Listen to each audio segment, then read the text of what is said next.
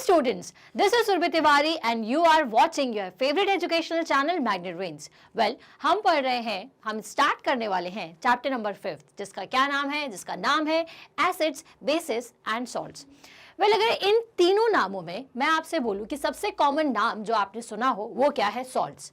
बाकी आप बोलेंगे कि नहीं, एसिड्स और बेसिस के बारे में हमने सुना शायद ही है, लेकिन अगर मैं कहूं कि जी नहीं, आप अपनी डेली लाइफ में हर टाइम पर एसिड्स और बेसिस का यूज करते ही करते हैं. जब भी आप किसी चीज को खाते हैं या फिर जब आप कपड़े धोते हैं ना, तो आप बेसिस का यूज करते हैं. तो आप सोचेंगे ऐसा क्या? तो well, acids, basis and salts actual में होता क्या है?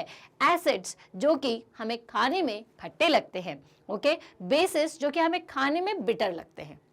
ओके, वेल, एसिड क्या है और बेस को हम बेस क्यों कहते हैं, ये चीज मैं अभी आपको आगे एक्सप्लेन करने वाली हूं इस पूरे कंप्लीट चैप्टर में. इसकी शुरुआत करें इससे पहले चलिए देख लेते हैं कि इस पूरे चैप्टर में हमको क्या पढ़ना है. वेल, हमें पढ़ना है एसिड्स के बारे में और बेसिस के बारे में. तो जैसा मैंने आपको बताया, एसिड जिसका टेस्ट जो होता है वो हमें कैसा लगता है, वो हमें खट्टा लगता है. ठीक है, अब आप सोचेंगे कि एसिड तो थोड़ी सी वैसी चीज है कि जिससे हमें दूर रहना चाहिए. तो वेल, ऐसा नहीं होता. सारे एसिड्स जो है ना वो खतरनाक नहीं होते. ओके, एसिड जो है वो उन सारी चीज़ों में होता है जो थोड़ा खाने में आपको सॉर टेस्ट के लगते हैं. ठीक है, जैसे कि हमारी बॉडी के अंदर भी क्या होते हैं, एसिड्स होते हैं. आपने पिछले चैप्टर्स में पढ़े ही है. तो वेल, ये जो एसिड है वो हमारी बॉडी के डाइजेशन को इम्प्रूव करने का काम करते हैं. राइट, अब जैसा मैंने आपको बताया कि कुछ एसिड्स जो होते हैं वो थोड़े डेंजरस होते हैं, जिनसे कहा जाता है कि उनसे दूर रहिए, अदरवाइज आपके हाथ जल जाएंगे. तो कुछ हमें ठीक एसिड्स हैं, कुछ जो है वो थोड़े से डेंजरस है. तो ऐसा क्यों? तो एक्चुअल में हमारी जो सारी दुनिया है या फिर दुनिया में जितने भी सब्सटेंसेस हैं वो सभी किससे मिलके बने हुए हैं? वो छोटे छोटे मॉलिक्यूल से मिलकर के बने हुए हैं. ओके, मॉलिक्यूल के अंदर एटम्स होते हैं जिसमें बहुत सारे आयन्स होते हैं, है ना. ये जो बात कर रही हूँ ना मैं एटम्स की, मॉलिक्यूल की, वो थोड़ी शायद आप आगे की क्लास में जाकर के पढ़ें जब आप थोड़े से और बड़े हो जाएंगे. बस आपको ये समझना है कि सारी चीज़ ना छोटे छोटे मॉलिक्यूल से मिलकर बनी हुई है. सभी के अंदर ना हाइड्रोजन आयन होता है. क्या होता है? हाइड्रोजन. किसी में ज़्यादा होता है, किसी में बहुत ज़्यादा होता है, किसी में बहुत कम होता है. तो भाई, जिसमें हाइड्रोजन आयन जो है वो ज़्यादा होना, वो खाने में खट्टे हो जाते हैं. ओके, और अगर उनको बढ़ाते जाओगे तो वो थोड़े से डेंजरस हो जाएंगे कि उनको छूने पर आप जल भी सकते हो, जैसे कि एसिड्स. ओके, अब जो वो एसिड जो कि खाने में सिर्फ खट्टे लगे, जैसा मैंने कहा कि आप डेली लाइफ में यूज़ करते हैं, तो उनके एग्जाम्पल मैं आपको बताऊंगी. अब आ जाते हैं अपन हाइड्रोजन पर, सॉरी, अब आ जाते हैं अपन बेसिस पर. तो वेल, बेसिस क्या होते हैं? जो कि खाने में बिटर लगे. और मैंने आपसे क्या कहा था, जिसका यूज आप जनरली किसके लिए करते हैं? अपने कपड़ों को वॉश करने के लिए करते हैं. तो भाई, जो डिटर्जेंट पाउडर है या जो आपका सोप है ना, वो सभी आप अगर टेस्ट करके देखो, कभी गलती से हमारे मुंह में नहीं चला जाता अपन नहाते नहाते, तो कैसा लगता है? कड़वा लगता है. तो बेसिस जो होते हैं वो सभी कैसे होते हैं? वो बिटर इन टेस्ट होते हैं. ओके, सो हम इस चैप्टर में आपको एसिड्स की प्रॉपर्टीज बताएंगे कि एसिड एक्चुअल में कौन कौन से होते हैं, उनकी प्रॉपर्टीज क्या होती है. साथ ही साथ हम बेसिस के बारे में भी और समझेंगे. देन हम आपको बताएंगे इंडिकेटर्स के बारे में, कुछ नेचुरल इंडिकेटर्स के बारे में और कुछ सिंथेटिक या अपने जो आर्टिफिशियल इंडिकेटर्स होते हैं उनके बारे में मैं आपको बताऊंगी. वेल, नेचुरल इंडिकेटर्स क्या होते हैं? जो आपको नेचुरल मदर अर्थ के द्वारा मिलते हैं. इंडिकेटर वर्ड, ये वर्ड का मतलब क्या होता है? किसी भी चीज को इंडिकेट करना. ये वर्ड आपने कहाँ सुना है सबसे ज्यादा? तो ये सुना है आपने अपने व्हीकल में, गाड़ियों में. वेल, अगर आपको लेफ्ट टर्न लेना है या राइट टर्न लेना है तो आप क्या करते हो? इंडिकेटर लेफ्ट का या राइट का दबाते हैं. तो वेल, आप नहीं, आपके जब आप अपने पापा के साथ या किसी अंकल या मम्मा के साथ जाते हो तो इंडिकेटर का यूज क्या होता है? सिर्फ डायरेक्शन को बताने के लिए, ताकि जो पीछे वाला गाड़ी लेकर के आ रहा है वो समझ जाए कि ये लेफ्ट टर्न लेने वाले हैं. तो उसी तरीके से यहाँ पे जो इंडिकेटर है ना, इन इंडिकेटर का काम होता है ये बताना कि कोई जो सब्सटेंस है वो एसिड है या बेस है. तो उसके लिए हम कुछ नेचुरल चीजों का यूज करते हैं या कुछ हमारी साइंटिफिक या फिर जो सिंथेटिक चीजें होती हैं उनका यूज करते हैं. तो वैसे ही नेचुरल जो इंडिकेटर्स हैं उसमें एक होता है लिटमस. तो लिटमस के बारे में मैं आपको बताऊंगी कि लिटमस एक्चुअल में क्या है. टर्मरिक के बारे में हम पढ़ेंगे और चाइना रोज के बारे में पढ़ेंगे.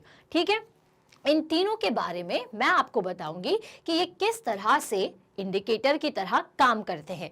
लिटमस आपने इसमें सबसे नया नाम सुना होगा. आप टर्मरिक के बारे में और चाइना रोज के बारे में तो जानते ही हैं। टर्मरिक तो हम डेली हमारे खाने में यूज करते ही हैं, चाइना रोज हमने देखा ही है।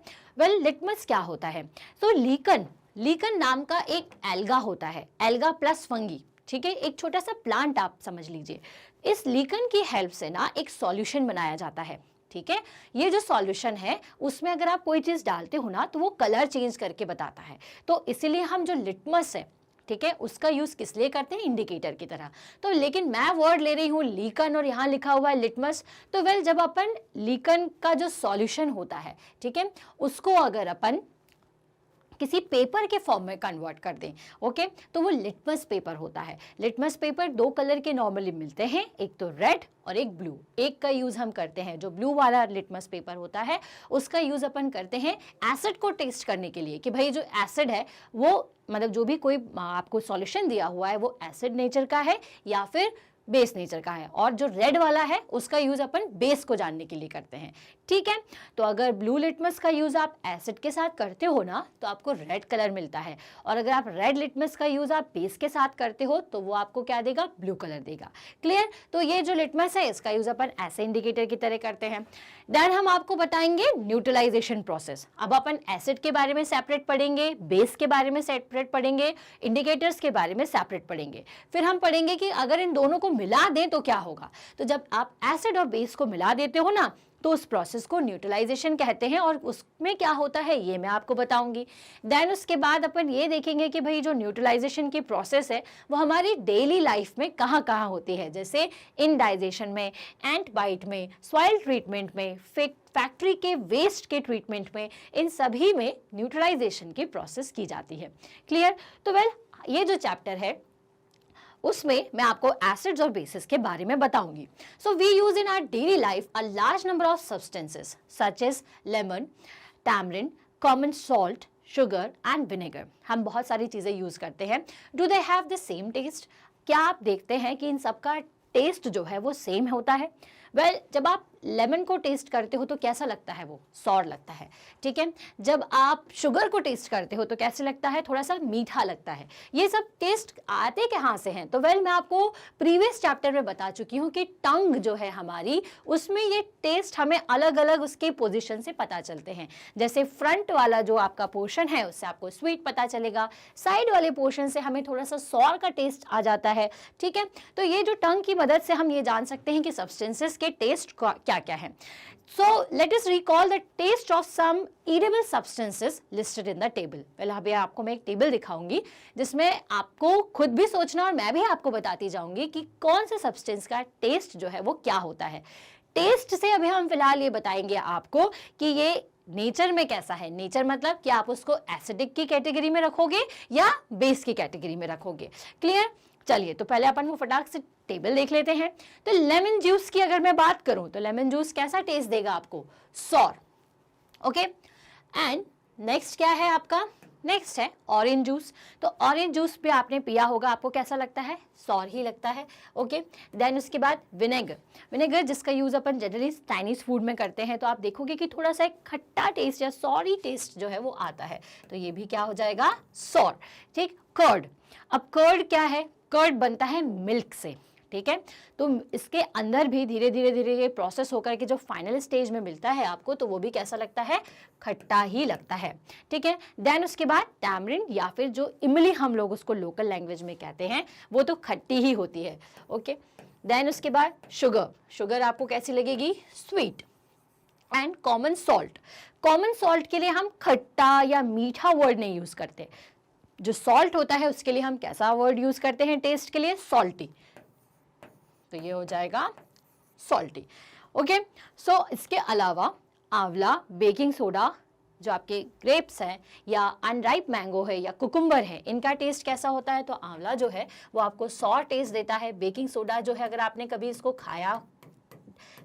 खाते तो नहीं है हम इसको, हम जस्ट उसको अगर टेस्ट करेंगे तो बिटर टेस्ट का लगेगा।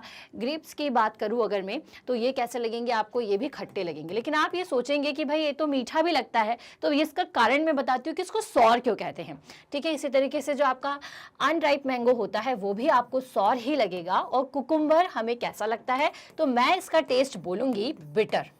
क्या टेस्ट बोलूंगी मैं? बिटर, तो वेल यहाँ तो आपको कोई कंफ्यूजन नहीं है टेस्ट को लेकर के, ये तो आपको साफ साफ समझ में आ रहे हैं।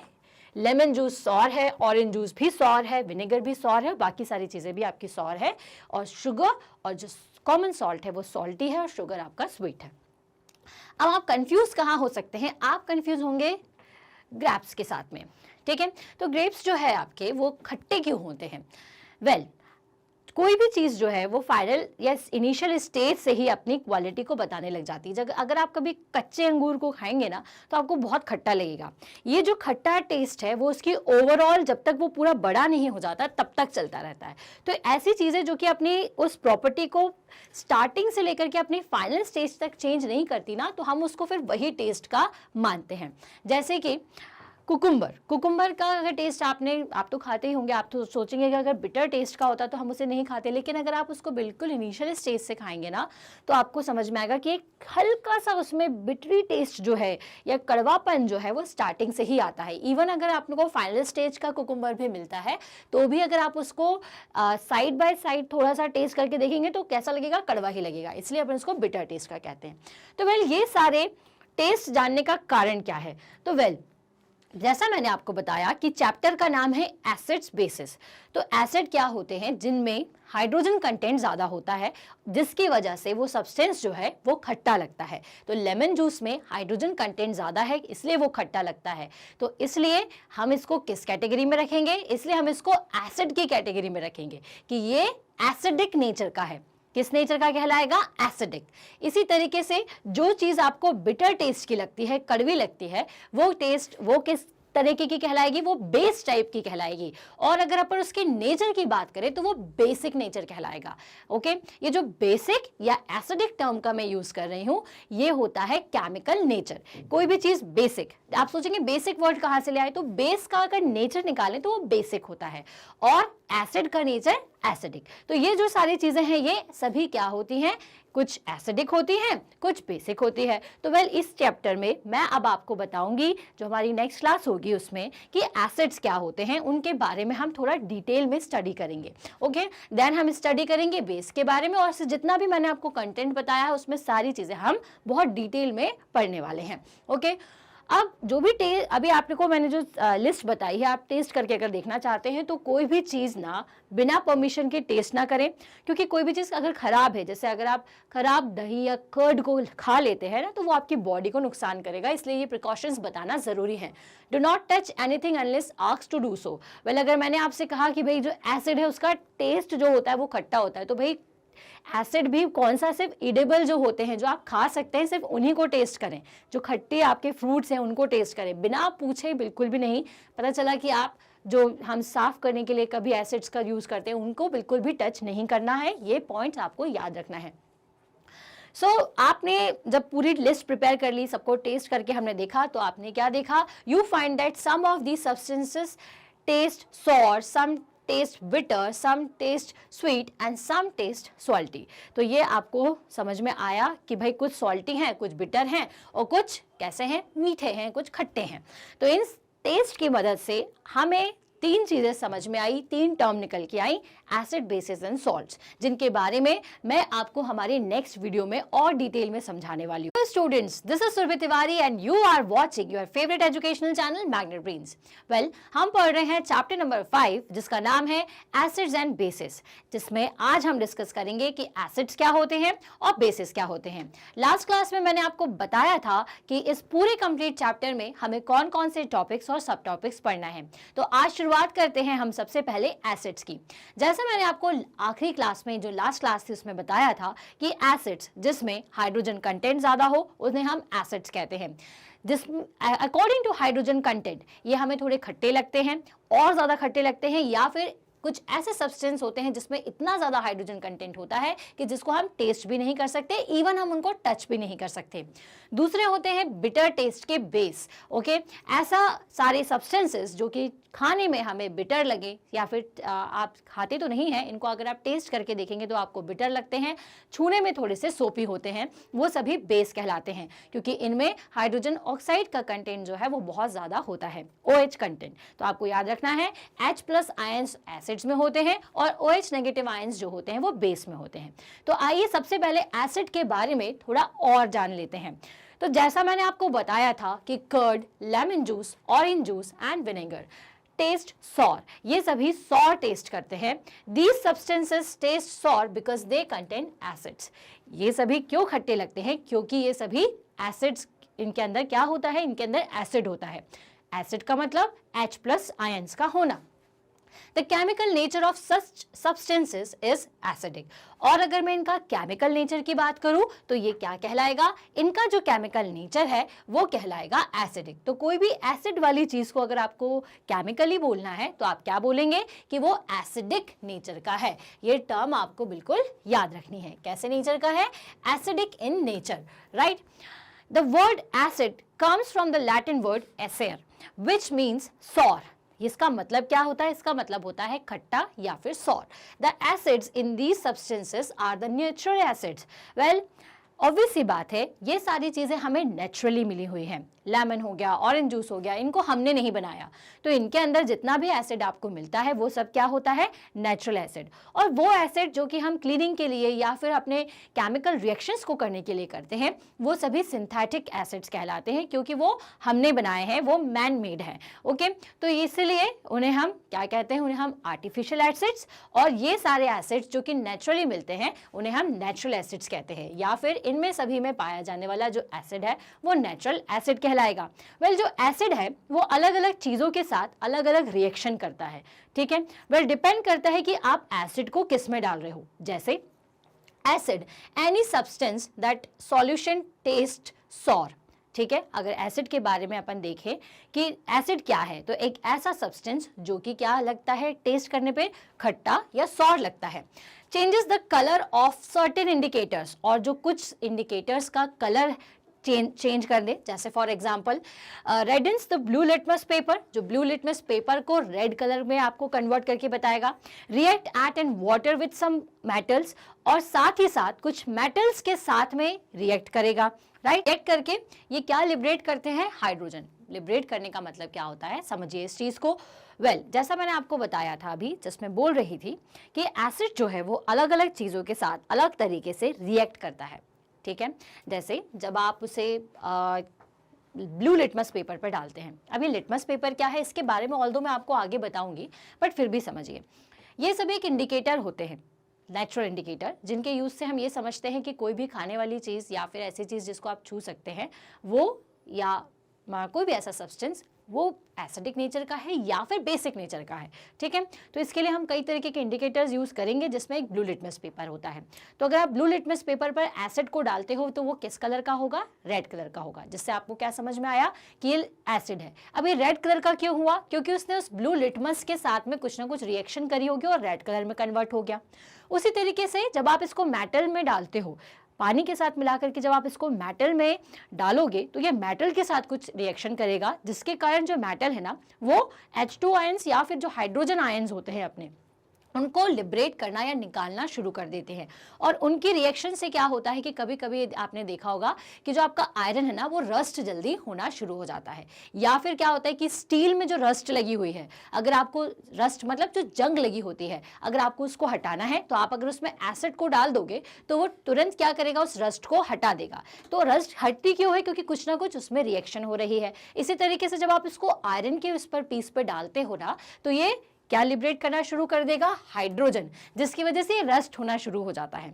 Well, react with the bases to form salts. अब ये तो सभी इसने दूसरे दूसरे सब्सटेंसेस के साथ में रिएक्शन किया, ये बेस के साथ में भी रिएक्ट करता है। तो जब आप एसिड और बेस को मिला देते हो तो सॉल्ट बनता है, जिसको हम न्यूट्रलाइजेशन कहते हैं, जो कि मैं आगे आपको पढ़ाऊंगी।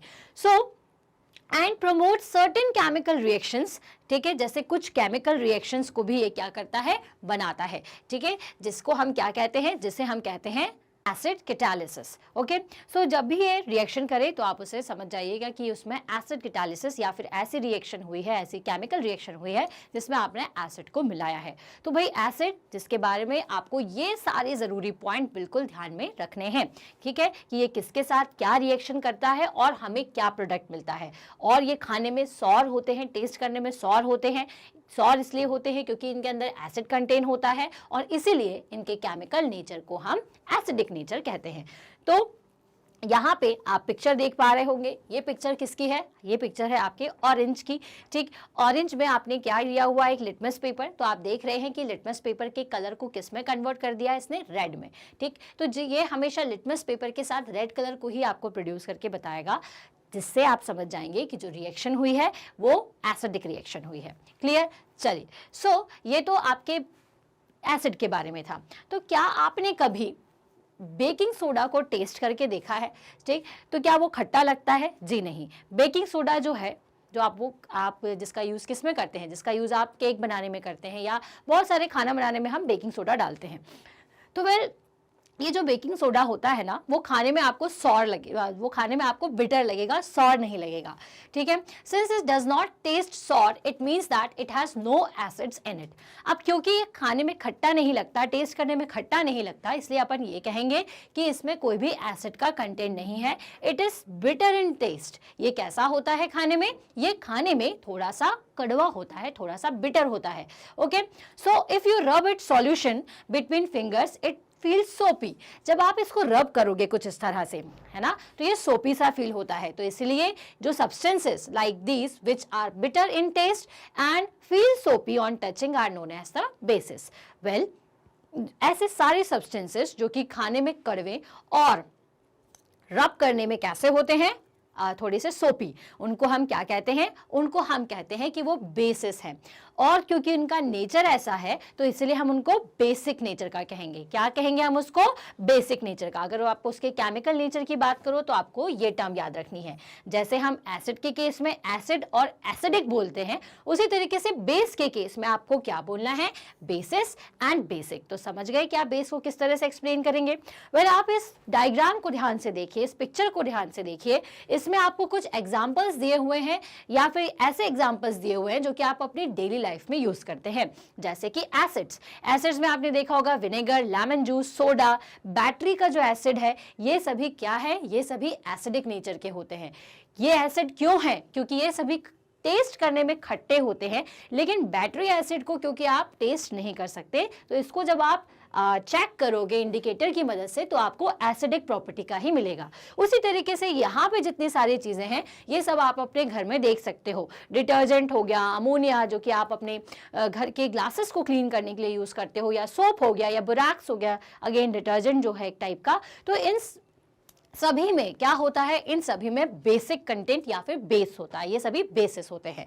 Okay, so if we can not test every substance how do we find its nature? तो वेल, जैसा कि मैंने आपको बताया कि हर चीज़ को आप टेस्ट नहीं कर सकते, तो फिर आप उनके बारे में कैसे बता पाओगे कि वो एसिड है या बेस है? वेल, जितनी भी चीज़ें अपन खाते हैं ना, ओके, या तो वो एसिडिक होती है, या बेस होती है, या न्यूट्रल होती है। ठीक है, न्यूट्रल का मतलब क्या होता है कि ना तो एसिडिक ना ही बेसिक। ठीक है, तो वेल, आप न्यूट्रल तो समझ जाओगे, है ना, मीठी चीज़ें जो होती हैं या आपका पानी जो है, ये सब न्यूट्रल है। लेकिन एसिडिक और बेसिक कैसे समझोगे अब? वो मैं आपको बता चुकी हूँ। लेकिन अब हर चीज़ को टेस्ट नहीं किया जा सकता, तो कैसे पता लगा सकेगा? तो well, special type of substances होते हैं, जैसे कि यहाँ पे बताया गया है, ऐसे सब्सटेंसेस जो कि हमें ये बताते हैं कि कोई चीज़ एसिडिक है या बेसिक है। उन्हें हम क्या कहते हैं? उन्हें हम कहते हैं इंडिकेटर्स। ठीक है, क्या कहते हैं हम उन्हें? इंडिकेटर्स कहते हैं। इंडिकेटर्स का काम क्या होता है? जैसा मैं आपको बताती आ रही हूँ, इंडिकेटर्स का काम होता है कि जब वो एसिडिक कंटेंट पर अगर आप उसको मिलाते हो या फिर आप उसे बेसिक कंटेंट के साथ मिलाते हो, तो वो अपना कलर चेंज करते हैं। एसिड के साथ कुछ अलग कलर चेंज करेंगे और बेस के साथ कुछ अलग कलर चेंज करेंगे। तो जिससे हमें ये समझ में आ जाता है कि कोई पर्टिकुलर चीज एसिडिक नेचर की है या फिर बेसिक नेचर की है। The indicator change their color when added to the solution containing an acidic or a basic substances। ठीक है, ये जो पॉइंट्स मैं आपको बोलती हूँ ये आपको ध्यान में रखना है for exam point of view. Okay, well, अगर अपन इंडिकेटर्स की बात करें तो इंडिकेटर्स मैंने आपको जैसे स्टार्टिंग इंट्रोडक्टरी पार्ट में बताया था, कई तरीके के हो सकते हैं, नेचुरल भी और हमारे सिंथेटिक भी। अब नेचुरल इंडिकेटर्स कौन से होते हैं? Turmeric, litmus, China rose, they all are the example of natural indicator. Synthetic indicators कौन कौन से होते हैं?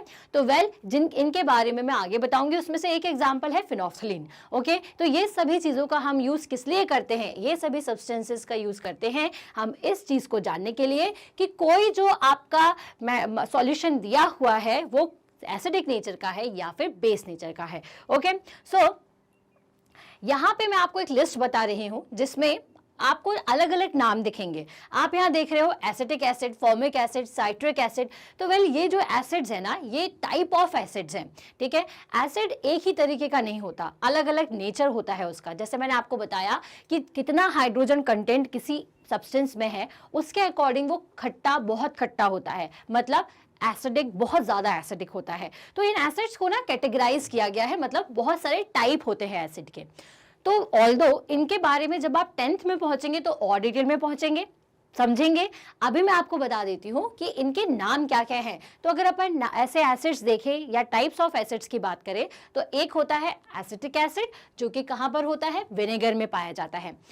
एंट जो आपकी चींटी होती है, एंट जो होती है, उसके अंदर भी एसिड होता है जो कि होता है फॉर्मिक एसिड। ओके, देन होता है साइट्रिक एसिड, जो कि साइट्रस फ्रूट्स, जैसे कि आपके ऑरेंजेस, लेमन, जितने भी खट्टे आपके फ्रूट्स होते हैं, जितने भी सॉर फ्रूट्स होते हैं, उन सभी के अंदर साइट्रिक एसिड होता है।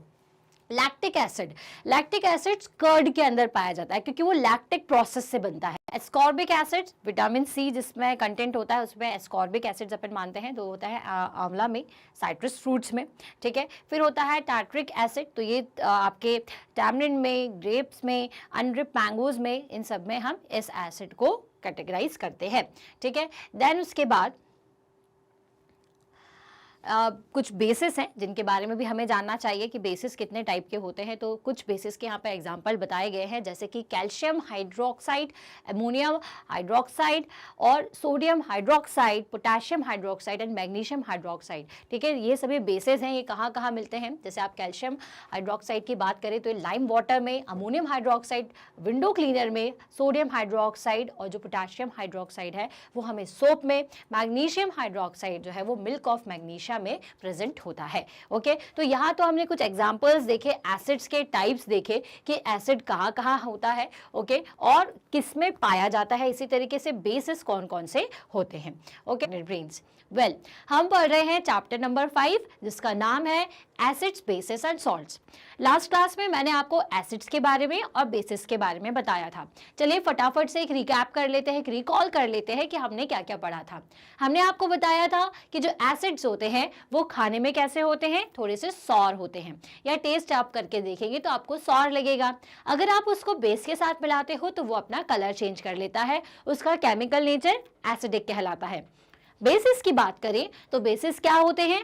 बेसिस जो कि खाने में थोड़े बिटर होते हैं, छूने में थोड़े सोपी होते हैं और इनका जो केमिकल नेचर है वो बेसिस कहलाता है, ठीक है। ये दोनों चीजें हमने पढ़ ली।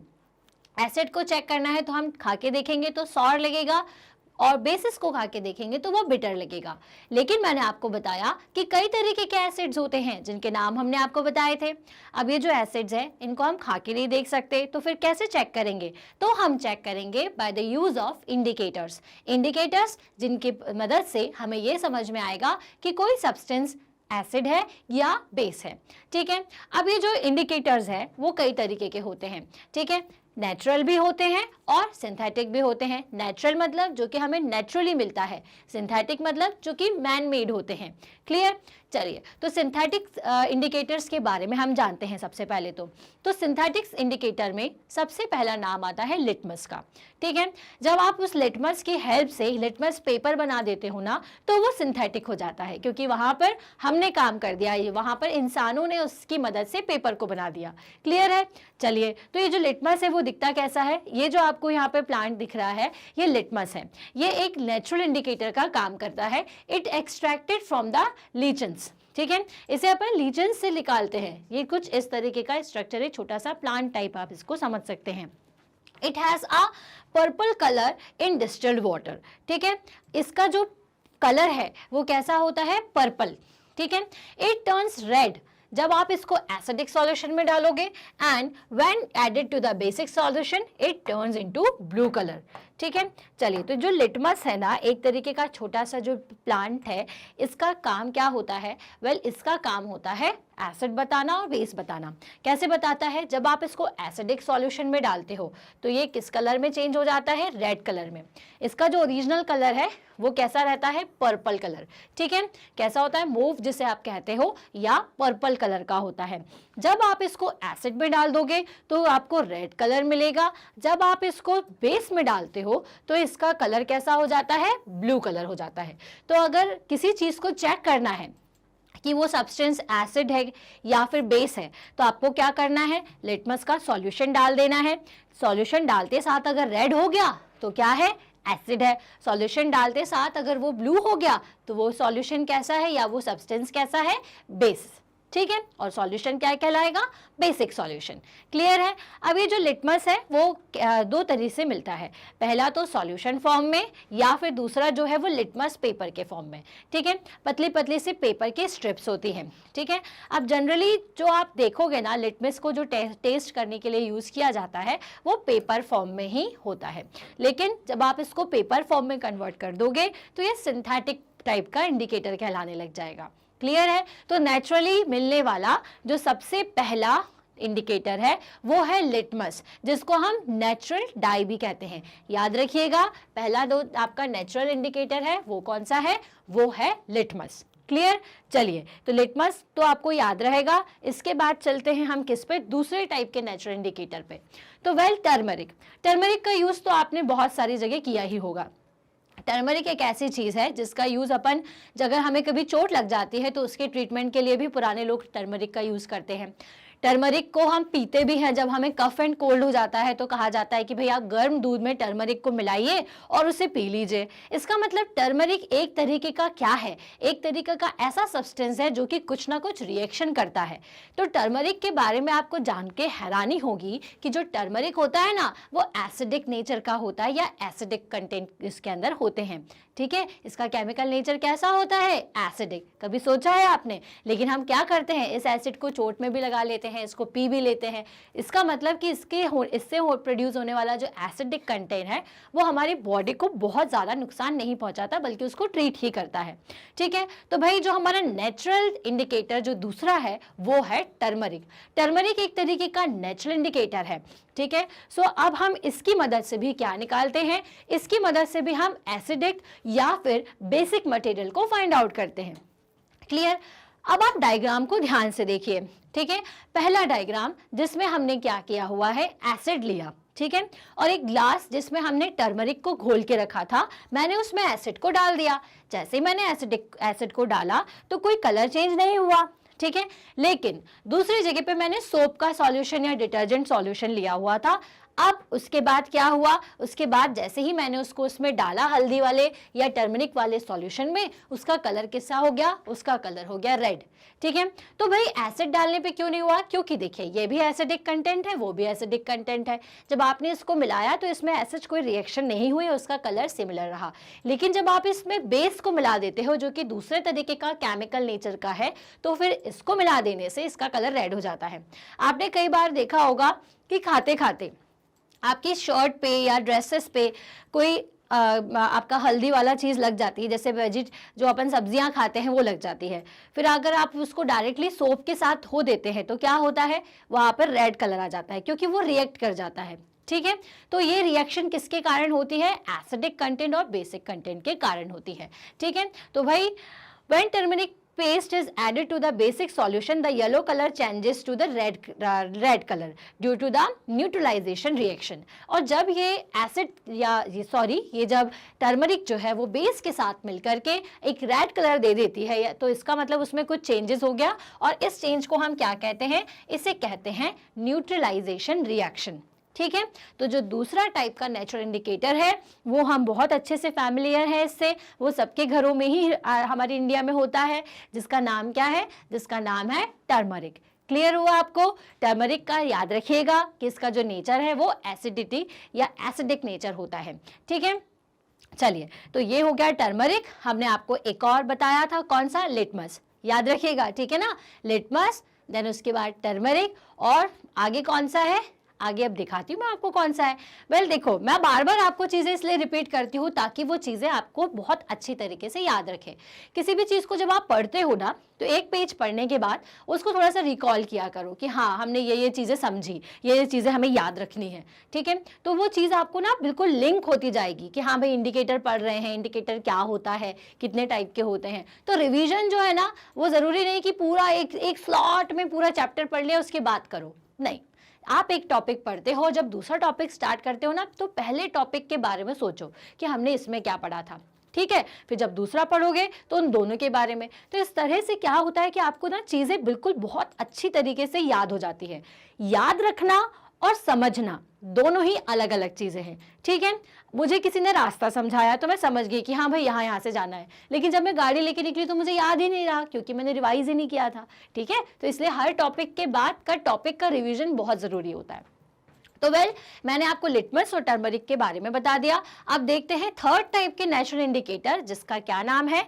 जिसका नाम है चाइना रोज। चाइना रोज, या जिसको अपन गुड़हल भी कहते हैं हिंदी में, ठीक है? तो चाइना रोज जो है वो क्या होता है कि जब आप इसको एसिडिक सॉल्यूशन में डालोगे तो ये डार्क पिंक कलर का हो जाता है, और जब आप इसको बेस में डालते हो ना, तो ये ग्रीन कलर दिखा देता है। तो इससे हमें समझ में आ जाएगा कि डार्क पिंक कलर आया है, दैट मीन्स कि जो भी सब्सटेंस आपने इसके सॉल्यूशन के साथ मिलाया है वो कैसा है? वो एसिड है। और अगर ये ग्रीन कलर देता है तो आप समझ जाइएगा कि जो भी सब्सटेंस आपने इसके साथ में मिक्स किया है वो कैसा है? वो है आपका बेसिक नेचर का, ठीक है, या बेस है, ठीक है?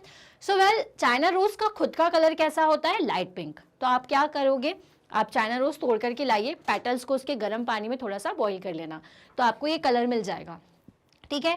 अब आप उसमें अगर लेमन का थोड़ा सा ड्रॉप्स डालोगे ना, तो आप देखोगे कि वो थोड़ा सा क्या हो गया है? डार्क हो जाएगा, ठीक है? उसके बाद बेस डालोगे, जैसे डिटर्जेंट वगैरह आपने डाल के देखा, तो वो कैसा हो जाएगा? वो ग्रीन कलर देना शुरू कर देगा, ठीक है? तो चाइना रोज जो है ये भी एक नेचुरल इंडिकेटर है, ठीक है? इसका यूज भी हम किस लिए करते हैं? इसका यूज भी हम एसिडिक और बेसिक नेचर, सॉल्यूशन कैसा है, एसिडिक नेचर का है या बेसिक नेचर का है, ये जानने के लिए हम इसका यूज करते हैं।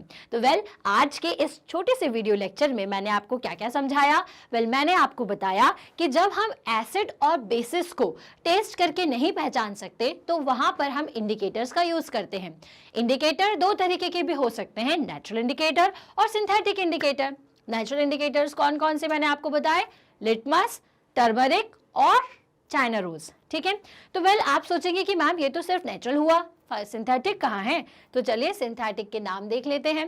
वेल, सिंथेटिक इंडिकेटर्स, जैसा कि मैंने आपको बताया कि जितने भी आर्टिफिशियल चीज़ें होती है वो हमने बनाई है, वो हमें मदर अर्थ से नहीं मिली हुई हैं। इसी तरीके से इंडिकेटर्स भी होते हैं।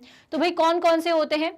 सो मेथाइल ऑरेंज, ठीक है, या फिर थाइमोल ब्लू, ठीक है? मिथाइल ब्लू भी होता है, मिथाइल ऑरेंज भी होता है, ठीक है? सो ये सारे जो इंडिकेटर्स के नाम बताए मैंने, ये सब क्या है? आपके सिंथेटिक। इसके अलावा फिनोफ्थिलीन, ठीक है, सबसे ज़्यादा हम यूज़ करते हैं जिसका, वो है फिनोफ्थिलीन। अगर फिनोफ्थिलीन की बात करें तो फिनोफ्थिलीन जो है ना, सिंथेटिक इंडिकेटर के नाम से ही उसको हम जानते हैं, ठीक है? इसलिए यहाँ पे हमने लिखा नहीं है। फिनोफ्थिलीन जो है वो न्यूट्रल होता है, ठीक है, और उसका जो कलर है ना वो बिल्कुल वाइट होता है, लेकिन जब आप उसको मिलाते हो तो वो पिंक कलर का हो जाएगा या येलो कलर का हो जाएगा। वेल, उसी तरीके से मिथाइल ऑरेंज और मिथाइल ब्लू क्या होते हैं? मिथाइल ऑरेंज जब न्यूट्रल होता है तो ऑरेंज कलर का होता है, जैसे नाम से समझ में आ रहा है, ठीक है? लेकिन जब आप उसमें एसिड डालोगे तो वो रेड कलर का हो जाएगा, और जब आप उसमें बेस डालोगे तो वो किस कलर का हो जाएगा? येलो कलर का। मिथाइल ब्लू जो है वो क्या होता है? वो एक्चुअल में ब्लू नहीं होता, या फिर उसको थाइमोल ब्लू कहते हैं। क्या कहते हैं? Thymol blue.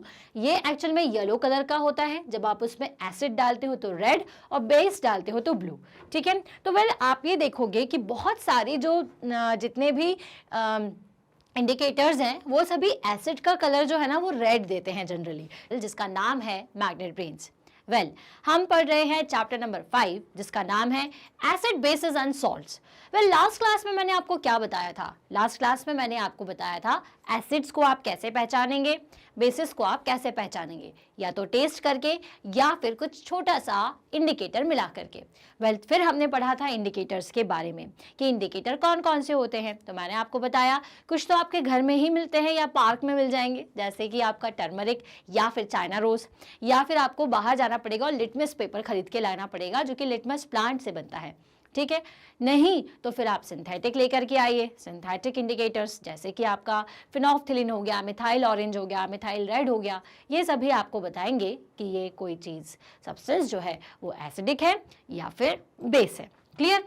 चलिए, तो इसके बाद अब हमने ये सारी चीज़ें तो जान ली, लेकिन अगर मैं एसिड और बेस को मिला दूंगी तो उससे क्या होगा, या फिर अगर मैं किसी सिंथेटिक जो आपका इंडिकेटर होता है उसका यूज़ करके एक रिएक्शन निकालूंगी तो उससे उसको रिएक्शन को हम क्या कहेंगे। तो एक्चुअल में क्या होता है, न्यूट्रलाइजेशन टर्म कैसे निकल करके आई, ठीक है। तो न्यूट्रलाइज कर देना का मतलब क्या होता है कि जैसे कि मान लीजिए कि दो चीज़ें हैं, ठीक है, एक बहुत ही ज़्यादा खट्टी थी, ठीक है, और एक थोड़ी सी मीठी थी, ठीक। अब आपने दोनों को मिला दिया तो खट्टी चीज़ को भी आप नहीं खा पा रहे थे और बहुत मीठी चीज़ को भी नहीं खा पा रहे थे, लेकिन दोनों को आपने पानी के सॉल्यूशन में मिलाया और पी लिया, क्योंकि आपको पीते बन जा रहा है। इसका मतलब आपने उसको न्यूट्रलाइज कर दिया। तो न्यूट्रलाइज करने का मतलब यही है कि जब अपन एसिड्स को और बेस को मिला देते हैं तो उनके न्यूट्रलाइजेशन से जो चीज़ बनती है या फिर जो प्रोसेस होती है उसको हम कहते हैं न्यूट्रलाइजेशन। जब आप एसिड और बेस को मिलाओगे, ठीक है, तो आपको न्यूट्रलाइज्ड फॉर्म में मिलेगा सॉल्ट और वाटर, ठीक है।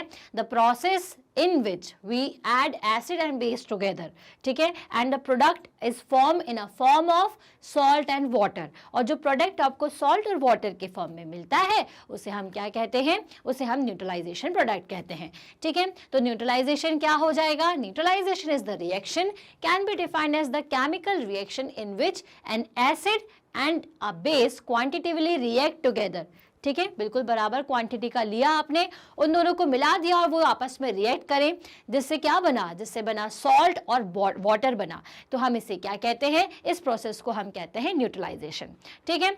सो न्यूट्रलाइजेशन की प्रोसेस में हमें दो चीज़ मिलती है, ठीक है, एक तो आपको मिलेगा हाइड्रोजन कंटेंट और दूसरा मिलेगा हाइड्रोजन ऑक्साइड का कंटेंट, ठीक है। तो न्यूट्रलाइजेशन की रिएक्शन जो है वो जनरली किसके साथ की जाती है, एसिड और बेस न्यूट्रलाइजेशन के साथ की जाती है। इसलिए हम इसको क्या कह सकते हैं, इसलिए हम इसे कह सकते हैं एसिड बेस न्यूट्रलाइजेशन रिएक्शन, ठीक है। The pH of the neutralisation solution depends on the acid strength of the reactants, ठीक है। अब किसी भी न्यूट्रलाइज्ड सॉल्यूशन का मतलब क्या होता है, जब आपने एसिड और बेस को मिलाया और आपको ये जो सॉल्यूशन मिला, ये सॉल्यूशन क्या कहलाएगा, ये सॉल्यूशन आपका कहलाएगा न्यूट्रलाइज्ड सॉल्यूशन। क्या कहलाएगा, ये न्यूट्रलाइज्ड सॉल्यूशन। तो ये जो न्यूट्रलाइज्ड सॉल्यूशन है ना, एक्चुअल में इसका जो pH है, ठीक है, वो डिपेंड करता है कि आपने जो एसिड मिलाया हुआ है उसकी स्ट्रेंथ क्या है। अब आप सोचेंगे कि pH क्या होता है। चलिए, तो आपने एक सोप का ऐड देखा होगा, उसमें वो क्या बोलते हैं कि भाई इसकी pH वैल्यू बहुत कम है, ठीक है ना। pH वैल्यू इसकी मतलब कि मेंटेन्ड है। जिस pH वैल्यू मेंटेन होने से क्या होता है कि आपकी स्किन में जब आप सोप लगाते हो तो क्या होता है कि उससे आपको दिक्कत नहीं होती, उससे आपको कोई आपके चेहरे पे दाने नहीं होते, आपका चेहरा सही रहता है, ठीक है। तो ये pH क्या होता है, pH मतलब होता है पोटेंशियल ऑफ हाइड्रोजन, ठीक है। तो सबसे पहले तो न्यूट्रलाइजेशन आई होप आपको समझ में आया होगा कि जब आप एसिड और बेस को मिलाते हैं और उससे जो आपको एक नया सब्सटेंस या एक नया प्रोडक्ट मिलता है सॉल्ट और वाटर के फॉर्म में, तो इस प्रोसेस को हम न्यूट्रलाइजेशन कहते हैं, ठीक है। न्यूट्रलाइजेशन की प्रोसेस में जो आपका pH है वो डिपेंड करता है एसिड पर, ठीक है। सोप है, सोप को भी हमने कैसे बनाया है, सोप को भी हमने बहुत सारी चीज़ों को मिला करके बनाया है, तो उसका pH जो है वो नॉर्मल होना चाहिए। तो सबसे पहले तो हम इस pH के बारे में समझ लेते हैं कि pH एक्चुअल में होता क्या है। pH होता है एक तरीके का स्केल जिसमें हमें ये पता चले कि किसी भी बॉडी में या किसी भी सब्सटेंस में कितना पीएच वैल्यू है या कितना हाइड्रोजन कंटेंट है। ठीक है, तो हम किसको बेस मानते हैं? हम मानते हैं हमारे पानी को।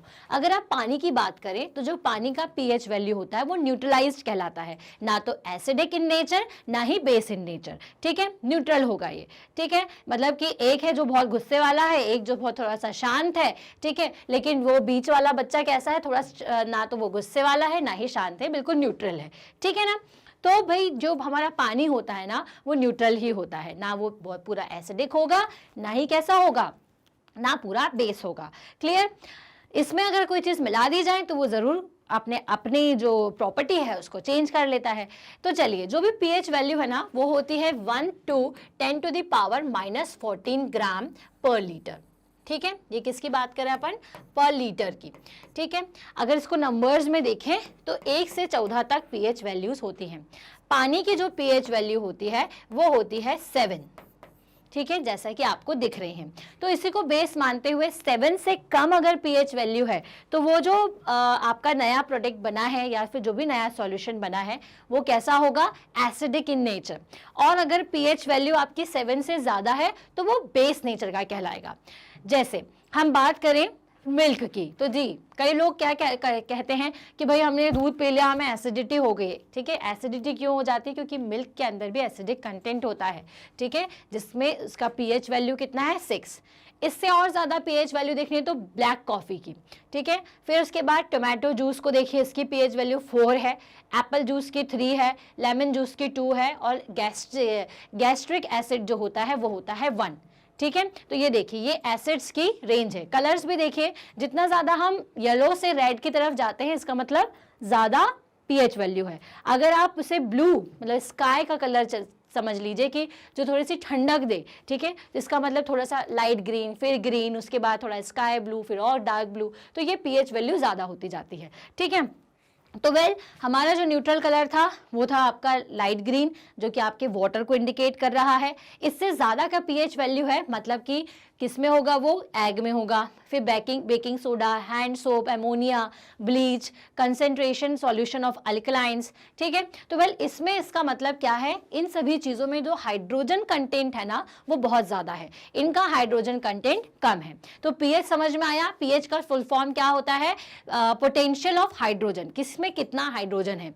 पीएच वैल्यू जो नॉर्मल है वो 7 होती है। 7 से कम में एसिडिक, 7 से ज़्यादा में कोई भी सॉल्यूशन कैसा कहलाएगा या कोई भी सब्सटेंस कैसा कहलाएगा? बेस। तो ये न्यूट्रलाइजेशन की जब हम प्रोसेस करते हैं, मतलब जब आप एसिड को और बेस को मिला देते हो तो एक नया चीज बनती है, एक नया सॉल्यूशन सॉल्ट और वाटर के फॉर्म में बनता है। उसकी अलग अलग पीएच वैल्यूज हो सकती हैं। ठीक है, समझ में आया? चलो, तो ये तो पीएच वैल्यू मैंने आपको समझाई। अब मैंने आपको बताया था कि एसिड जो है वो ब्लू लिटमस में, ठीक है, एंड रेड में कन्वर्ट हो जाता है। मतलब जो एसिड है अगर आपने उसको लिटमस पेपर पे किया तो वो आपको कैसा कलर देगा? रेड। ठीक है, और जो अगर अपना बेस है तो वो किस में कन्वर्ट हो जाएगा? ब्लू में। So let us what happen when the acid is mixed with a base. We are going to use an indicator you have not use so far, it is called the phenolphthalein. Well देखिए, हमें क्या करना है? हमने ये देखा कि we learn that the acid turn blue litmus red and base turn red litmus blue. ठीक है, रेड से ब्लू और ये ब्लू से रेड हो जाता है आपका जो एसिड है, और जो बेस है वो रेड से ब्लू हो जाता है। ठीक है, तो वहाँ पर आपने किस इंडिकेटर का यूज़ किया था? वहाँ पर आपने लिटमस का यूज़ किया था। अब हम आपको एक और इंडिकेटर के बारे में बताएंगे जिससे हम न्यूट्रलाइजेशन की प्रोसेस करेंगे। किसकी प्रोसेस करेंगे? न्यूट्रलाइजेशन की।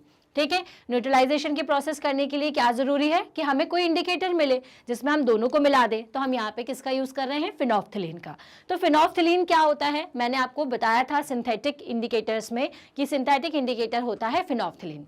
ठीक है, सो Phenolphthalein is a colorless and a weak acid that is commonly used to signify the end point of the titration as an indicator in titration experiment. Well, अगर अपन titration का experiment आप जब थोड़े और बड़े हो जाएंगे तो वो experiment करेंगे तो actual में क्या होता है कि एक colorless solution होता है जिसमें थोड़े acidic content इसका काफ़ी कम होता है।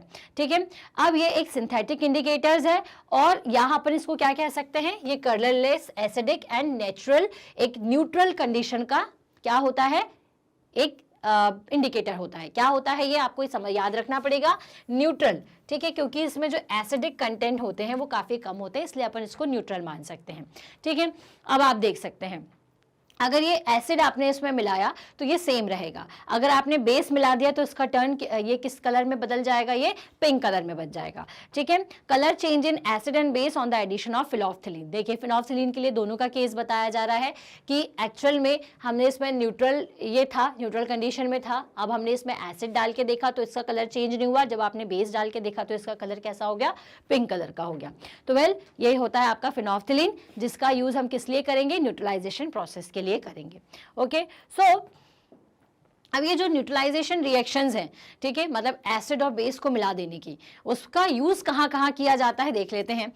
सबसे पहले तो हम इसका यूज टाइट्रेशन मेथड्स में करते हैं, ठीक है। टाइट्रेशन मेथड क्या होती है आप सोचेंगे, तो वेल टाइट्रेशन मेथड का मतलब होता है कि जिसकी मदद से हम किसी सॉल्यूशन के में ये आइडेंटिफाई करें कि उसमें किसका कंसंट्रेशन ज़्यादा है, एसिड्स का है या फिर बेसिस का है। तो इसके लिए दोनों को अपन क्या करते हैं, सॉल्यूशन को जो है दोनों ही सॉल्यूशंस को मिला देते हैं फिनोल्फथलीन के साथ में।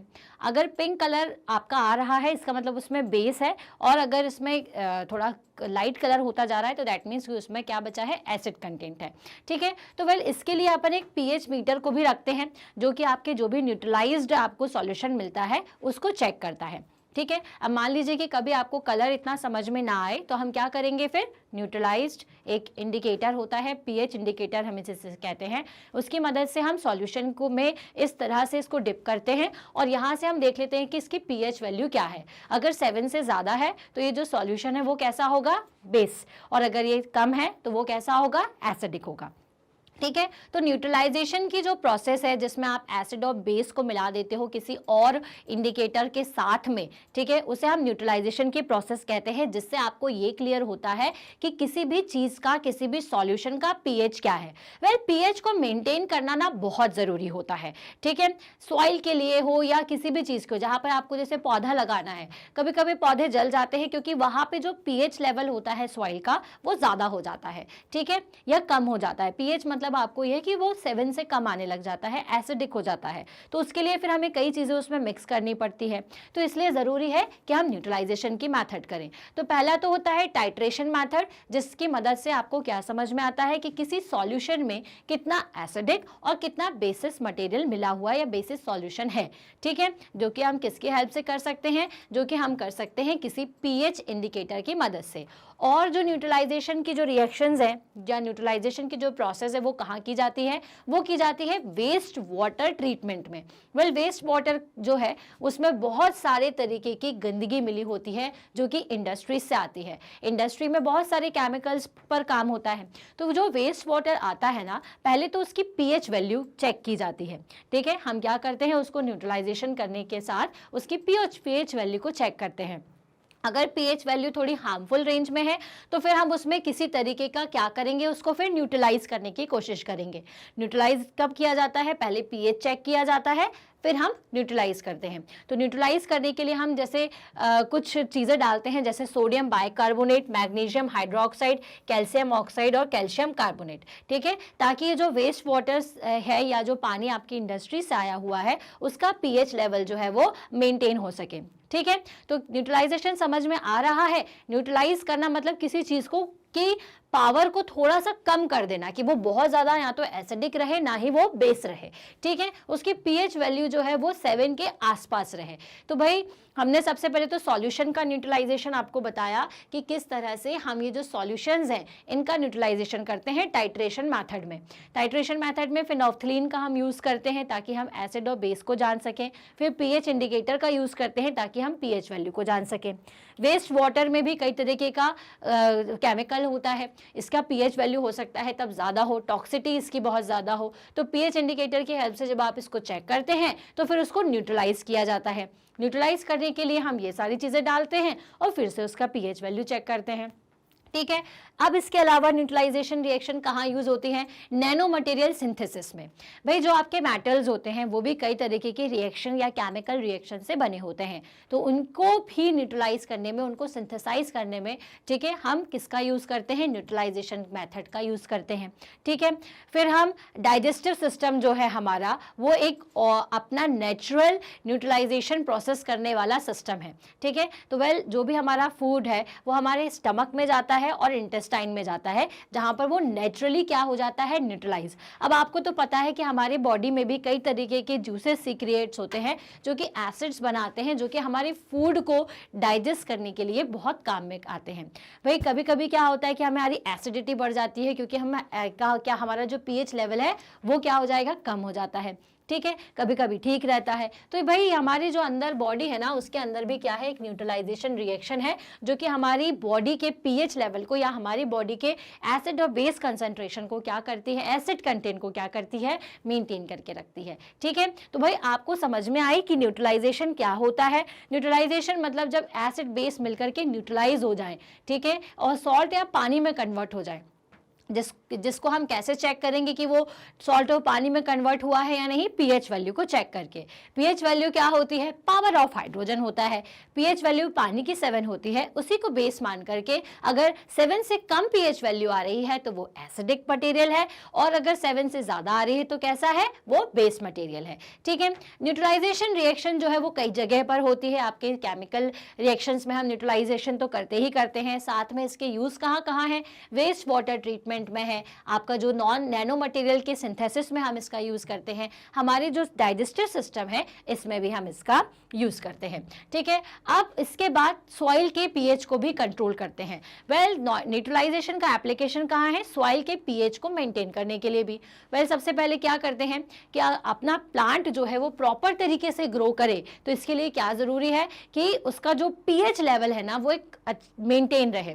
ठीक है। तो अगर पीएच लेवल आपने चेक कर लिया ज्यादा है तो हम उसको न्यूट्रलाइज करेंगे। कैसे करते हैं? Some examples of material mixed in the soil to neutralise its from acidity. तो एसिडिटी से उसको न्यूट्रलाइज करने के लिए कौन कौन से हमारे मटेरियल्स हैं? कैल्शियम कार्बोनेट या कैल्शियम हाइड्रोक्साइड, जिसको हम नॉर्मल लैंग्वेज में लाइमस्टोन या स्लैग्ड लाइम भी कहते हैं। ठीक है। लाइमस्टोन क्या होता है? कैल्शियम कार्बोनेट, और स्लैग्ड लाइम क्या होता है? Calcium hydroxide. तो भाई यहाँ देखिए आपको कि आपकी सॉइल के पीएच की, सॉइल का भी पहले चीज तो पीएच लेवल होता है। ठीक है। जिसको हम क्या करते हैं? जिसको हम न्यूट्रलाइज करते हैं by the help of these materials. ठीक है। समझ में आया कि न्यूट्रलाइजेशन क्या होता है और क्यों जरूरी है? क्लियर? तो अभी तक हम पढ़ चुके हैं किस किस के बारे में। अभी तक हम आपको बता चुके हैं एसिड्स के बारे में, बेसिस के बारे में, और हमने फिर पढ़ा कि न्यूट्रलाइजेशन की प्रोसेस क्या होती है और इंडिकेटर्स क्या होते हैं। ठीक है। इसके आगे मैं आपको बताऊंगी कि किस तरह से ह्यूमन बॉडी में न्यूट्रलाइजेशन होता है। ठीक है। चलिए, तो हम चैप्टर नंबर 5 पढ़ रहे हैं, जिसका नाम है acid, bases and salts. Okay. हमने एसिड और बेस के बारे में पढ़ा। जब आप इन दोनों को मिला देते हो, मतलब जब आप इन दोनों को न्यूट्रलाइज कर देते हो, तो आपको सॉल्ट और वाटर कंटेंट मिलता है। ठीक है। तो ये जो न्यूट्रलाइजेशन की जो प्रोसेस है ना, वो बहुत सारी जगह की जाती है। जैसा कि मैंने आपको बताया था, केमिकल रिएक्शन में टाइट्रेशन हम करते हैं, और भी बहुत सारी चीजें मैंने आपको बताई थी। ठीक है। अब हम ये देखते हैं कि ये जो न्यूट्रलाइजेशन है वो हमारी एवरीडे लाइफ में कहाँ कहाँ पे होता है। तो सबसे पहले तो हमारी खुद की बॉडी, ठीक है, हमारी बॉडी में कहाँ पर होता है? हमारी बॉडी में जो न्यूट्रलाइजेशन प्रोसेस है ना, वो हमारी स्टमक में होती है। आपने जब चैप्टर नंबर 2 पढ़ा होगा तो मैंने बताया था कि हमारी बॉडी में एक हाइड्रोक्लोरिक एसिड बनता है। ठीक है। ये जो हाइड्रोक्लोरिक एसिड है ये हमारे फूड को डाइजेस्ट करने का काम करता है। ठीक है। अब है तो एसिड ही।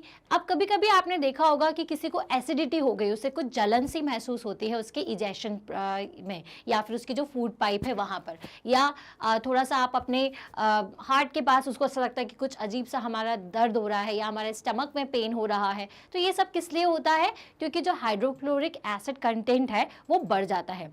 तो उसको न्यूट्रलाइज करने के लिए फिर हमें क्या करना पड़ता है? उसको न्यूट्रलाइज करने के लिए हम क्या करते हैं? जनरली जेलोसिल पीते हैं, या पुदीना, या जो अपना नेचुरल एक एसिड न्यूट्रलाइजेशन के लिए जो अपन सॉल्यूशन यूज करते हैं उसमें पुदीना है।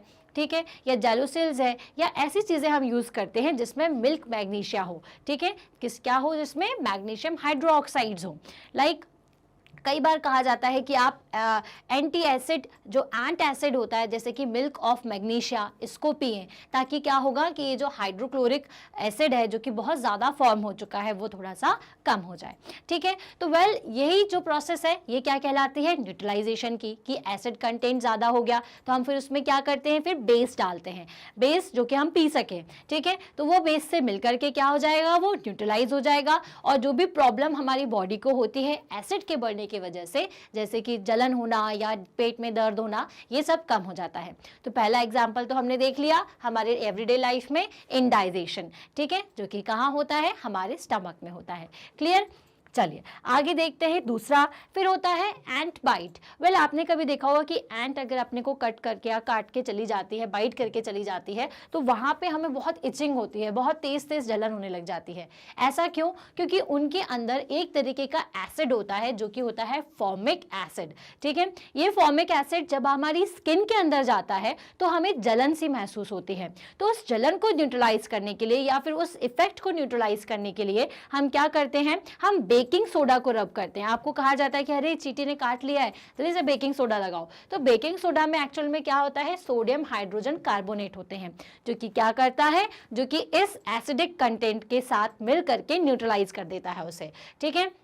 या फिर अपन कैलमाइन का सॉल्यूशन भी लगाते हैं, ठीक, जिसके अंदर क्या होता है, जिंक कार्बोनेट्स होते हैं। तो ये जो जिंक कार्बोनेट है या फिर सोडियम हाइड्रोजन कार्बोनेट है जो कि आपको बेकिंग सोडा में मिलता है। बेकिंग सोडा क्या है, आपका बेस है, ठीक है। अब ये जो बेस है आपने उसको किसके साथ मिला दिया है, उसको आपने मिला दिया है फॉर्मिक एसिड, जो कि किसकी बाइट से आपको मिला था, जो कि आपको एंट बाइट से मिला था। तो इसको ये न्यूट्रलाइज कर देगा और जो भी इचिंग आपको हो रही है या जो भी जलन आपको हो रही है वो कम हो जाएगी। तो हमारे डे टू डे लाइफ का दूसरा एग्जाम्पल क्या था, एंट बाइट, ठीक है। क्लियर हो गया होगा आई होप। ओके, चलिए आगे बढ़ते हैं और देखते हैं थर्ड, सॉइल ट्रीटमेंट। वेल मैंने आपको बताया था कि अगर बहुत सारे केमिकल फर्टिलाइजर्स को अगर अपन यूज़ करें, फर्टिलाइजर्स क्यों यूज़ किया जाते हैं, ताकि हमारी सॉइल जो है उसके न्यूट्रिशन को हम मेंटेन कर सकें, ठीक है। तो इसके लिए हम क्या करते हैं, बहुत सारे केमिकल फर्टिलाइजर्स उसमें डालते हैं। लेकिन इन केमिकल फर्टिलाइजर्स की वजह से कभी कभी क्या होता है, उनमें आपस में रिएक्शन हो जाता है, जिससे वहाँ का एसिडिक कंटेंट जो है वो बढ़ जाता है, ठीक है। तो अगर प्लांट में एसिडिक बहुत ज़्यादा हो गए प्लांट या फिर बहुत ज़्यादा बेसिक हो गए, ठीक है, अगर एसिडिक कंटेंट हो या फिर डिटर्जेंट वगैरह भी अगर उसमें पड़ जाए तो भी क्या होता है, ये जो प्लांट है ना आपके बहुत प्रॉपर तरीके से ग्रो नहीं कर पाते, ठीक है। तो हमें क्या करना पड़ेगा कि जो सॉइल है हमारी बहुत ज़्यादा एसिडिक भी ना हो, तो हम उसको किससे ट्रीट करेंगे, फिर बेस से कर देते हैं। और अगर बेसिक है तो फिर हम उसमें और चीज़ मिलाते हैं, ठीक है।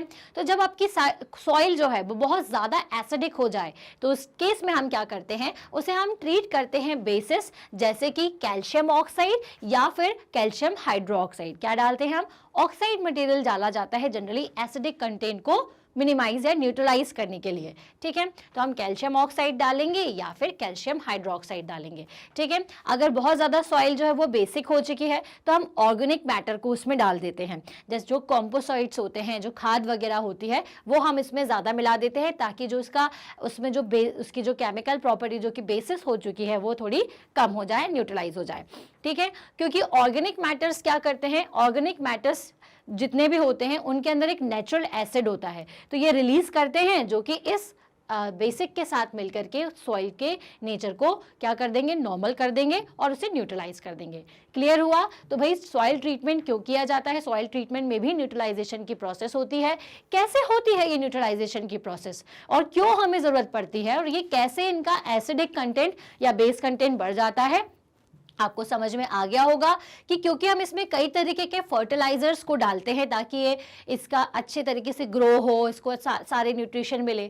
लेकिन कभी कभी फर्टिलाइजेशन की आपस में रिएक्शन होने की वजह से पीएच लेवल इनका क्या होता है, ऊपर नीचे हो जाता है, या तो ये ज़्यादा एसिडिक हो जाते हैं या ज़्यादा बेसिस हो जाते हैं। तो एसिडिक हो या बेसिक हो, दोनों ही कंडीशन इसके लिए अच्छी नहीं है। तो अगर एसिडिक है तो हम क्या करेंगे, हम इसमें कैल्शियम ऑक्साइड या कैल्शियम हाइड्रोक्साइड डाल देंगे। अगर ज़्यादा बेसिक हो गया तो कॉम्पोसाइट का यूज़ करेंगे। कॉम्पोसाइट का क्यों यूज़ किया जाता है? क्योंकि जो कॉम्पोसाइट्स हैं वो एनिमल वेस्ट वगैरह से बनते हैं, जिसमें एक नेचुरल एसिड होता है जो कि क्या करेगा, इस बेस को न्यूट्रलाइज करने का काम करेगा।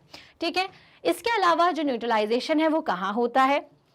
इसके अलावा सबसे ज़्यादा जो न्यूट्रलाइजेशन है वो वेस्ट वाटर ट्रीटमेंट में किया जाता है, या फिर हम फैक्ट्री वेस्ट कह सकते हैं। क्योंकि जो इसका जो फैक्ट्रीज का जो वेस्ट होता है ना, उसमें कई तरीके के एसिड्स होते हैं। ठीक है, कई तरीके के एसिड इसलिए क्योंकि एक ही तरीके का एसिड तो हर फैक्ट्री में नहीं होता होगा, तो ये एसिड का कॉम्बिनेशन आप ये समझ सकते हैं इसके अंदर होता है। हमें क्या करना होता है कि जो पानी आता है वो वेस्ट वाटर के फॉर्म में फिर हमारे जो नेचुरल रिसोर्सेज है उसमें जाके मिलता है। तो नेचुरल रिसोर्सेज ज़बरदस्ती में ही एसिडिक हो जाएंगी, तो क्या ज़रूरी है कि भाई इस एसिडिक कंटेंट को हम क्या करें, न्यूट्रलाइज कर दें। तो इसके लिए हम क्या करते हैं, फिर इसके लिए हम इसमें कुछ बेसिक सब्सटेंसेस को डाल देते हैं, ताकि क्या हो सके कि इनसे निकलने वाला जो पानी है वो एसिडिक ना हो, न्यूट्रलाइज हो जाए। तो भाई याद रखिएगा कि न्यूट्रलाइजेशन की प्रोसेस क्या है। न्यूट्रलाइजेशन की प्रोसेस है कि जब हम एसिड को बेस से मिला करके उसे न्यूट्रलाइज कर देते हैं, या बेस को एसिड से मिला करके न्यूट्रलाइज कर देते हैं, ताकि ना तो कोई चीज़ एसिडिक रहे ना कोई चीज़ बेसिक रहे, वो एक न्यूट्रल फॉर्म में रहे। ठीक है, तो उस प्रोसेस को हम न्यूट्रलाइजेशन की प्रोसेस कहते हैं। तो आज के मेरे ये जो वीडियो है उससे अभी तक आपको क्लियर हो गया होगा कि न्यूट्रलाइजेशन हमारी एवरीडे लाइफ में कहाँ कहाँ पर यूज होता है।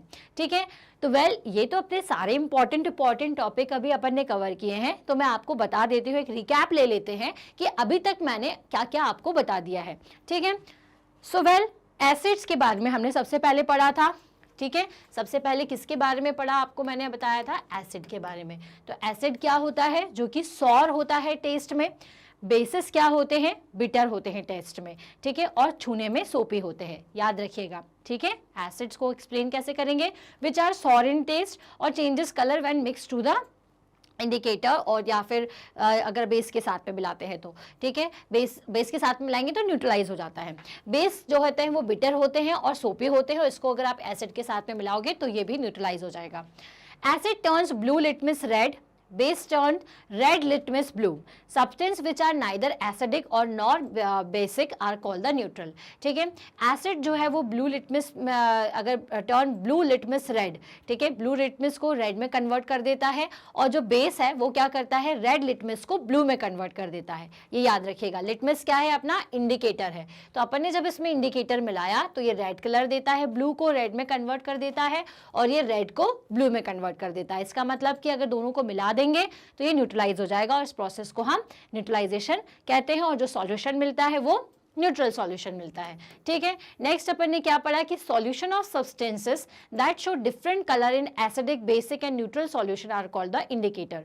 ठीक है, वो सॉल्यूशंस जो कि हमें ये बताते हैं कि कोई सब्सटेंस एसिडिक नेचर का है या बेसिक नेचर का है, उसे हम क्या कहते हैं, उसे हम इंडिकेटर्स कहते हैं। तो ये चीज़ भी हम आपको बता चुके हैं। An acid and base neutralize each other and form a salt. ठीक है, अब ये सॉल्ट क्या होता है, तो सॉल्ट के बारे में मैंने बताया, जब एसिड और बेस आपस में मिल जाए और न्यूट्रलाइज हो जाए तो उसको हम सॉल्ट कहते हैं। उससे मिलने वाले जो प्रोडक्ट होता है या जो फॉर्म होता है वो सॉल्ट फॉर्म कहलाता है। सॉल्ट में भी एसिडिक, बेसिक और न्यूट्रल इन नेचर। जो सॉल्ट है वो एसिडिक भी हो सकता है, बेसिक भी हो सकता है, या न्यूट्रल भी हो सकता है। Channel Magnet brains. हम पढ़ रहे हैं चैप्टर नंबर 5, जिसका नाम क्या है, जिसका नाम है acid, bases and salts. Okay, so इसके पहले वाले वीडियो में मैंने आपको बताया था कि एसिड्स क्या होते हैं, बेस क्या होता है और सॉल्ट कैसे बनता है। हमने न्यूट्रलाइजेशन की प्रोसेस को डिस्कस किया और हमने ये देखा कि इंडिकेटर्स क्या क्या होते हैं। इंडिकेटर जो कि हमें ये बताते हैं कि एसिड कौन सा है और बेस कौन सा है। ओके, तो इंडिकेटर के चेंज ऑफ कलर से हमें ये समझ में आता है कि कोई भी चीज़ एसिड है या फिर वो बेस है। राइट, तो अब हम आज के इस वीडियो लेक्चर में आपको ये बताएंगे कि आप घर में ये एक्टिविटीज किस तरह से कर सकते हैं। मैंने आपको बताया था कि हमारे आसपास हर जगह साइंस है, चाहे वो हमारा घर हो, चाहे स्कूल हो, चाहे आपके आसपास का एटमॉस्फेयर हो, हर जगह साइंस ही साइंस है। ठीक है, तो जब हम फ्रूट्स खाते हैं, कुछ अच्छे खट्टे फलों को खाते हैं, सॉर टेस्ट हमें जब आता है तो हम उससे समझ जाते हैं कि भाई अब हम जब क्योंकि साइंस पढ़ चुके हैं कि ये एसिड्स हैं। ठीक है। जब आप डिटर्जेंट का यूज़ करोगे अब, और जब आप सोप का यूज़ करोगे, तो आपको ये पता है कि भाई ये क्या है, ये सभी बेसिस हैं, क्योंकि ये खाने में कड़वे, मतलब टेस्ट करने में आप खाएंगे तो नहीं उन सब चीज़ों को, तो वेल ये टेस्ट करने में थोड़े से कड़वे होते हैं, और अगर हम इसको हाथ में इस तरह से मैश करके देखेंगे तो वो हमें थोड़े से सोपी से फील होंगे। ठीक है, तो आपके घर में एक्सपेरिमेंट करने के लिए बहुत सारी चीज़ें ना ऑलरेडी साइंस की अवेलेबल रहती हैं। ठीक है, तो आज की हम एक्टिविटी नंबर 1 में, या जो आपके एनसीईआरटी बुक में जो एक्टिविटी दी है, उसको किस तरह से परफॉर्म करें और इस एक्टिविटी से आपको क्या सीखने को मिलेगा, चलिए वो मैं आपको बताती हूँ। वेल, इस एक्टिविटी के लिए आपको क्या करना है, आपको लेमन जूस लेना है। ठीक है, उसको एक प्लास्टिक के कप में कुछ इस तरह से भर के रख लीजिए। ठीक है, टेस्ट ट्यूब तो अपने घर में जनरली होता नहीं है, हमारे पास प्लास्टिक का कप या फिर ग्लास का कप ज़रूर हमें मिल जाएगा। ठीक है, तो आपको क्या करना है, लेमन जूस निकालिए, थोड़ा सा लेमन को कप के अंदर ऐसे निचोड़ करके निकाल लीजिए उसका जूस। देन उसके बाद आपको क्या करना है, उसमें कुछ ड्रॉप ऑफ सॉल्यूशंस डालना है। ठीक है, किसके ड्रॉप ऑफ सॉल्यूशन डालेंगे अपन, तो भाई अगर मुझे ये चेक करना है कि जो लेमन है उसमें एसिड है या नहीं, तो हम इंडिकेटर का यूज़ करेंगे। ठीक है, अब इंडिकेटर्स कई तरीके के हो सकते हैं, जैसे लिटमस। पहले मैं आपको नेचुरल इंडिकेटर के बारे में बताती हूँ, ठीक है, जो कि आपको ऑलरेडी पता है, लेकिन क्योंकि वो अपन एक्टिविटी कर रहे हैं तो आपको पता होना चाहिए। तो well, litmus, turmeric, China rose, ये आसानी से मिलने वाले इंडिकेटर्स हैं। ठीक है, और जितने भी हमारे जो सिंथेटिक इंडिकेटर्स होते हैं या आर्टिफिशियल इंडिकेटर्स होते हैं, जो कि आपको लैब में ज़्यादा मिलेंगे, तो उनका जो डिमॉन्स्ट्रेशन है ना, वो आप लेबॉर्ट्री में जा करके ज़्यादा अच्छे से कर पाएंगे। ठीक है, तो फिलहाल हम उन एक्टिविटीज़ को समझ लेते हैं जो कि हम घर में परफॉर्म कर सकते हैं। तो वेल, पहली एक्टिविटी के लिए आपको लेमन जूस चाहिए और चाहिए लिटमस पेपर। अब आप सोचेंगे भाई लिटमस पेपर कहाँ मिलेगा, तो नॉर्मल स्टेशनरी पे आप जाएंगे तो पतली पतली सी स्ट्रिप्स मिलती हैं। ठीक है, तो आपको क्या ट्राई करना है, हमें सबसे पहले ये ट्राई करना है कि हमने पढ़ा था कि जब भी हम लिटमस पेपर को लेमन जूस में डालते हैं तो उसका कलर रेड हो जाता है। ठीक है, ब्लू है तो क्या कलर हो जाएगा, रेड कलर हो जाएगा। तो आप कोई भी कलर का अपना लिटमस पेपर खरीद करके लाइए। ठीक है, स्ट्रिप्स इस तरीके की पतली सी स्ट्रिप आपको मिल जाएगी। ठीक है, उसको डायरेक्ट लेमन जूस में आप करके देख सकते हो, या फिर क्या कर सकते हो, लेमन को काट के ऊपर भी अगर आप लिटमस पेपर रखेंगे तो वो अपना कलर चेंज करेगा। ठीक है, तो इस एक्टिविटी से आपको क्या समझ में आएगा कि क्योंकि लिटमस पेपर अगर ब्लू कलर का है तो वो किस कलर में कन्वर्ट हो जाएगा, वो कन्वर्ट हो जाएगा आपके रेड कलर में। ठीक है, ऐसे ही आपको डिफरेंट फिर क्या करना है, आपको बहुत अलग अलग कलर के लिटमस पेपर के साथ उसे चेक करके देखना है कि हमें कौन सा कलर मिलता है। आप देखोगे कि आपको रेड कलर मैक्सिमम टाइम पर मिलेगा। ठीक है, तो वेल, जब आप ये एक्टिविटी करेंगे तो एक चार्ट प्रिपेयर कर लीजिएगा कि जब आपने येलो कलर का लिया तो क्या कलर चेंजेस आए, जब आपने ब्लू कलर का लिया तो क्या कलर चेंज आएगा। ठीक है, इस हिसाब से आपको समझ में आ जाएगा कि क्योंकि इसका कलर चेंज हो रहा है, ठीक है, तो हम इसका मतलब जो लेमन का जूस है उसके अंदर एसिड का कंटेंट है। ठीक है, तो भाई इसमें जो आपकी बुक में आपको दिया हुआ है उसके अकॉर्डिंग हम एक्टिविटी ये हमारे घर में ईजिली परफॉर्म कर सकते हैं। ठीक है, चलिए, तो ये तो एक्टिविटी नंबर 1 हुई, जिसमें हमने क्या चेक करके देखा कि लेमन के अंदर एसिड है, उसके लिए आपने लिटमस पेपर का यूज़ किया। क्लियर।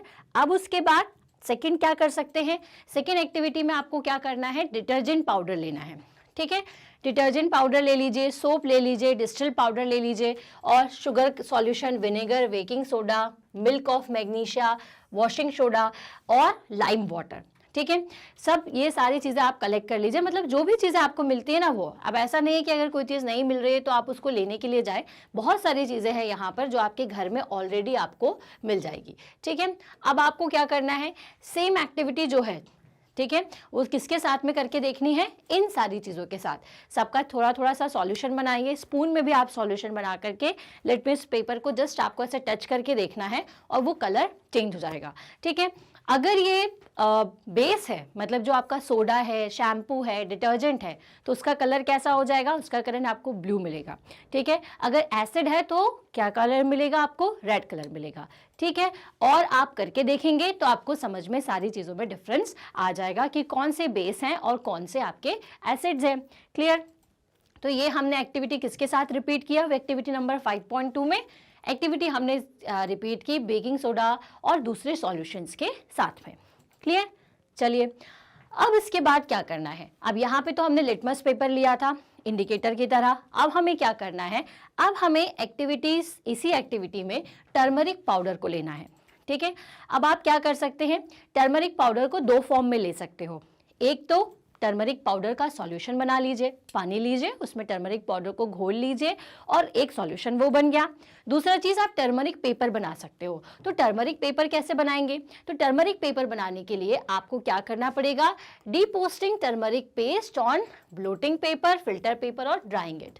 ठीक है, अगर आपको फिल्टर पेपर मिल जाता है घर पे या ब्लोटिंग पेपर या आसपास की स्टेशनरी में, तो वहां पे जस्ट आपको उस पेस्ट को एक थोड़ा सा गाढ़ा पेस्ट बनाना है टर्मरिक का और उसको इस पेपर के ऊपर लगा देना है। पेपर के ऊपर लगाने के बाद आप इसको सुखा लीजिएगा तो वो क्या बन जाएगा, आपका टर्मरिक पेपर बन जाएगा। अब इसकी भी आप किस तरह से स्ट्रिप्स काट लेंगे, thin strips of the yellow paper obtain. ठीक है, जैसे आप इसको पतली पतली स्ट्रिप्स बना लेंगे तो आपको येलो पेपर की पतली पतली सी स्ट्रिप्स मिल जाएगी। अब जैसा आपने वहां पर लिटमस पेपर के साथ एक्सपेरिमेंट करके देखा था, वैसे ही हम क्या करेंगे, अब टर्मरिक पेपर के साथ में करके देखेंगे। क्लियर। अब आप जब टर्मरिक पेपर के साथ में करके देखेंगे तो क्या आपको मिलेगा, आप ये देखेंगे कि जब भी आप उसको सोप में या डिटर्जेंट पाउडर में लगाते हो तो वो रेड कलर का हो जाता है। टर्मरिक को तो आपने अपने कपड़ों में भी देखा होगा कि अगर आपके कपड़ों पे गिर जाती है और अगर आप उसे डायरेक्टली सोप से धो लेते हैं तो वो रेड कलर में कन्वर्ट हो जाती है। तो इससे ये इंडिकेट होता है कि जो सोप है वो बेस है। क्लियर। वेल, अब इसके बाद क्या करना है आपको, इन्हीं सारी एक्टिविटीज़ में हमें अलग अलग इंडिकेटर्स को लेना है और अलग अलग इंडिकेटर्स से हम ये चेक करने वाले हैं कि भाई बेस कैसे दिखता है और एसिड्स कैसे दिखते हैं। क्लियर है। अब आपको बेसिक नॉलेज तो हो ही गया है कि भाई एसिड्स कौन कौन से होते हैं और बेसेस कौन कौन से होते हैं, पता है ना कि नहीं पता। एसिड्स मतलब जो खाने में खट्टे, ठीक है, और जब आप उसको ऐसे किसी सॉल्यूशन में डालोगे तो वो कलर चेंज करेंगे। और बेस मतलब क्या होता है, जो कि खाने में थोड़े से बिटर होते हैं, कड़वे होते हैं और छूने में सोपी होते हैं। तो वेल, इन एक्टिविटी के थ्रू आपको और क्लियर हो जाएगा कि कौन सी चीज़ कौन सा कलर देती है। तो आपको क्या करना है, आप चाइना रोज लेना है जिसको अपन गुड़हल कहते हैं, इसका कलर निकाल लेना है। कैसे निकालेंगे, कुछ देर के लिए आप क्या करिए, थोड़ा सा गर्म पानी के अंदर चाइना रोज की कुछ पेटल्स को डाल करके रख दीजिए। जब आप पेटल्स को डाल करके रख दोगे तो आप क्या देखोगे, आप ये देखोगे कि थोड़ी देर बाद वो कलरफुल फॉर्म में आ गया है। ठीक है, तो वेल, जब आप इस कलर का, जी आपको दिख रहा है इस कलर का, ठीक है, तो वेल, जब आप इसमें एसिड का भी कंटेंट डालते हो, एसिड कंटेंट का मतलब लेमन जूस डालते हो, ऑरेंज जूस डालते हो या आंवला का कुछ जूस डाल देते हो, तो आपको क्या नज़र आएगा कि ये थोड़ा ज़्यादा डार्क पिंक कलर का हो चुका है। ठीक है, इस तरह से। ठीक है, और जब आप इसमें कोई बेस मिलाओगे, बेस का मतलब डिटर्जेंट पाउडर, शैम्पू या ऐसे कोई चीज़ डालोगे जो कि आपका बेस होता है या बिटर टेस्ट का होता है, तो आप क्या पाओगे, आप ये देखोगे कि वो ग्रीन कलर का हो गया। ठीक है, तो भाई ये जो एक्टिविटीज़ थी ना, एक्टिविटी नंबर 5.1, एक्टिविटी नंबर 5.2 और 5.3, इसमें आपको कुछ नहीं करना है। जो ज़रूरी सामान है वो कौन कौन से हैं या फिर जो ज़रूरी इंग्रेडिएंट्स हैं वो कौन कौन से हैं, पहले तो आपको लेमन रखना है अपने पास में, और जितने भी आपके विटामिन सी से रिलेटेड सोर्सेज होते हैं वो सारे रख लीजिए, वो सारे फ्रूट्स आप अरेंज करके रख लीजिए। ठीक है, इसके अलावा आपके घर में आपको क्या मिल जाएगा, सोप मिल जाएगा, शैम्पू मिल जाएगा, ठीक है, डिटर्जेंट पाउडर मिल जाएगा। इन सब का सॉल्यूशन बना लीजिए और पहले लिटमस पेपर के साथ सबको चेक करना है। फिर उसके बाद क्या करना है, आपकी टर्मरिक पाउडर के साथ आप चेक करेंगे और किसके साथ, गुड़हल या फिर आपका जो चाइना रोज होता है उसके साथ में आपको सब कुछ चेक करना है। तो आपको क्या मिलेगा, आपको ये मिलेगा कि भाई जब एसिड्स के साथ आपने किया तो आपको कलर थोड़ा सा रेडिश या डार्क रेडिश मिलेगा। जब आप बेसिस के साथ में करते हो तो वो ग्रीन कलर का आपको मिलेगा। क्लियर है। चलिए, तो यहाँ पे तो हमने हमारे घर में अवेलेबल जितने भी इंडिकेटर्स होते हैं उनके हेल्प से ये समझ लिया कि भाई एसिड्स क्या है और बेसिस क्या है। अब आपको हेल्प लगेगी किसी लेबॉर्ट्री की। ठीक है, तो लेबॉर्ट्री की हेल्प के लिए क्या, मतलब कि जहाँ पर सिंथेटिक इंडिकेटर्स हमें आसानी से मिल जाएं। ठीक है, तो वो बताने से पहले मैं एक काम करती हूँ, पहले हम ये देख लेते हैं कि इन सारी चीज़ों को जब हम किस में डालते हैं, किसी सॉल्यूशन के अंदर डालते हैं, तो इनमें क्या क्या कलर चेंजेस आते हैं, मतलब इनिशियली इन लोगों का कलर क्या था और फिर उसके बाद हमें क्या कलर मिलता है जब हम इसे किस में डालते हैं, जब हम इसे गुड़हल के या फिर चाइना रोज का जो वाटर आपने क्रिएट किया हुआ है, बनाया हुआ है, उसके अंदर डालते हैं।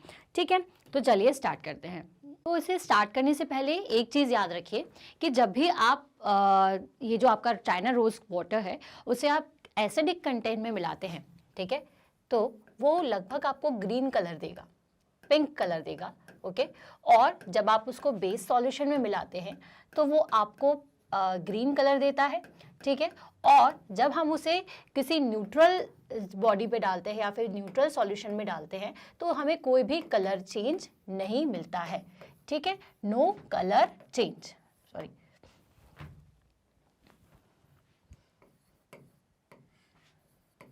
ठीक है, नो कलर चेंज। सबसे पहले शैम्पू कैसा है, डाइल्यूट सॉल्यूशन है, तो हम क्या मान सकते हैं कि ये एक वाइट कलर का होगा, ठीक है।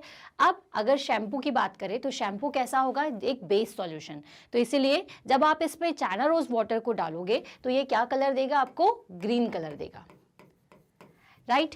देन उसके बाद आता है लेमन जूस, तो लेमन जूस का कलर कैसा होता है, वाइट या हल्का सा बहुत ही लाइट सा येलो कलर आपको लेमन जूस का मिलता है, ठीक है, लाइट येलो। तो अगर जब आप इसमें चाइना रोज का वाटर डालोगे तो कौन सा कलर देगा ये, क्योंकि अब लेमन जूस क्या है, लेमन क्या होता है, एसिडिक, ठीक है, एसिडिक नेचर का होता है और एसिडिक के लिए कौन सा कलर आपको मिलेगा, पिंक। अब देखिए ये पिंक कलर तो देगा, अब वो डार्क पिंक भी हो सकता है और डार्क होके पर्पल भी, लेकिन एक बेसिक जो है वो आपको पिंक का ही शेड मिलेगा, ठीक है।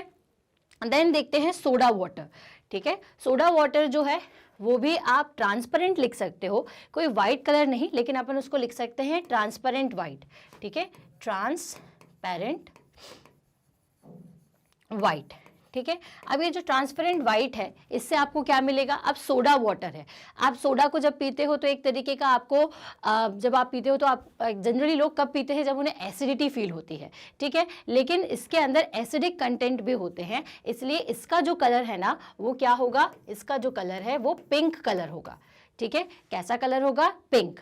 देन उसके बाद आता है सोडियम हाइड्रोजन कार्बोनेट सॉल्यूशन, ठीक है, तो सोडियम हाइड्रोजन कार्बोनेट सॉल्यूशन भी हमें वाइटिश ही दिखेगा, और जब आप इसको किस में मिलाएंगे, आपके जो चाइना रोज है उसके साथ मिलाते हैं तो आपको कौन सा कलर मिलता है, इसके साथ अगर आप मिलाएंगे तो आपको ग्रीन कलर ही मिलेगा, ठीक है, क्योंकि ये भी एक बेसिक नेचर का होता है।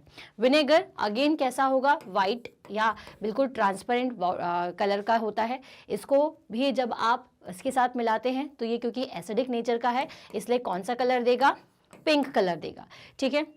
सुगर सॉल्यूशन और सॉल्ट सॉल्यूशन, ये सभी कैसे हैं, आपके ट्रांसपेरेंट बॉडीज होती हैं, ठीक है, ट्रांसपेरेंट या फिर हल्का सा वाइटिश,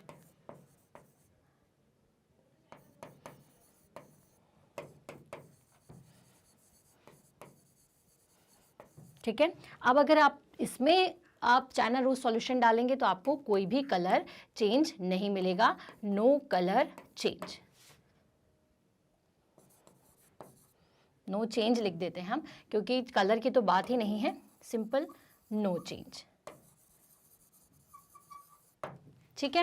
तो जब आप शैम्पू को मिलाते हैं तो ग्रीन कलर का आपको सॉल्यूशन मिलेगा क्योंकि शैम्पू में क्या है, बेसिक सॉल्यूशन होता है। लेमन जूस क्योंकि एसिडिक होता है इसलिए पिंक मिलेगा, सोडा वाटर में भी हमें पिंक कलर ही मिलेगा, sodium hydrogen carbonate basic solution है, ग्रीन कलर देगा, विनेगर एसिडिक सॉल्यूशन है, अगेन पिंक कलर देगा, शुगर सॉल्यूशन और सॉल्ट सॉल्यूशन जो है वो हमारे न्यूट्रल सॉल्यूशंस होते हैं, इसलिए हमें इसमें कोई भी चेंज नहीं नजर आएगा। क्लियर हुआ आपको? तो ये तो अपन ने बेसिक किस चीज़ों के लिए देखा, जो हमारे नेचुरल इंडिकेटर्स हैं, ठीक है, कि नेचुरल इंडिकेटर्स में जब हम इन सारी चीज़ों को, बेसिक और एसिडिक कंपोनेंट्स को डालते हैं, इन सारे सब्सटेंसेस के सॉल्यूशंस को मिलाते हैं तो क्या कलर चेंज आता है। क्लियर? चलिए, तो ये तो हमने नेचुरल की बात की। अब जो हमारी नेक्स्ट एक्टिविटी है, ठीक है, उस एक्टिविटी में हम सिंथेटिक को करेंगे, लेकिन उसके पहले आपको क्या याद रखना है कि चाइना रोज जो है वो एसिडिक सॉल्यूशन को डार्क पिंक या मैजेंटा में और बेसिक सॉल्यूशन को ग्रीन कलर में कन्वर्ट कर देता है। इस पॉइंट को आप नोट कर लें। ओके, चलिए आगे देखते हैं हम कि अब हमने क्या किया। ये तो अपन ने नॉर्मल हमारे घर में इजीली अवेलेबल होने वाली चीज़ों के साथ में चाइना रोज के कलर के चेंजेस को देखा। अब हमें क्या करना है, अब हमें सिंथेटिक इंडिकेटर का यूज़ करना है। लेकिन ये कहाँ मिलेंगे आपको, तो ये आपको आपकी स्कूल लैब्स में ही मिल सकते हैं, ठीक है, क्योंकि ये सारे क्या है, थोड़े से डेंजरस भी हो सकते हैं, जैसे हाइड्रोलिक एसिड है, सल्फ्यूरिक एसिड है, ठीक है, नाइट्रिक एसिड है, ये इजीली हमें नहीं मिलते। अगर अपन परचेस करने जाएंगे तो वो शायद आपको ना दें, तो ये आपको आपके स्कूल लैब में ज़रूर मिल जाएंगे। अब हमारा नेक्स्ट क्या है एक्टिविटी, कि आपको इन सारे सॉल्यूशंस के साथ देखना है कि इनमें क्या क्या कलर चेंजेस आते हैं। और हमें क्या करना है, ये आपके सॉल्यूशंस हैं जो कि क्या है, सिंथेटिक्स है, ठीक है।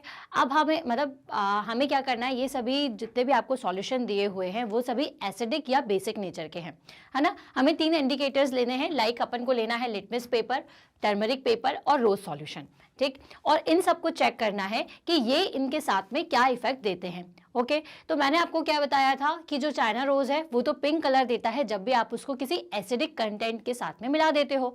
तो वेल डाइल्यूट हाइड्रोलिक एसिड, जैसे कि नाम से ही समझ में आ रहा है ये एसिड है, तो भाई जब आप चाइना रोज में डालेंगे तो ये कैसा कलर देगा, आपको पिंक कलर देगा।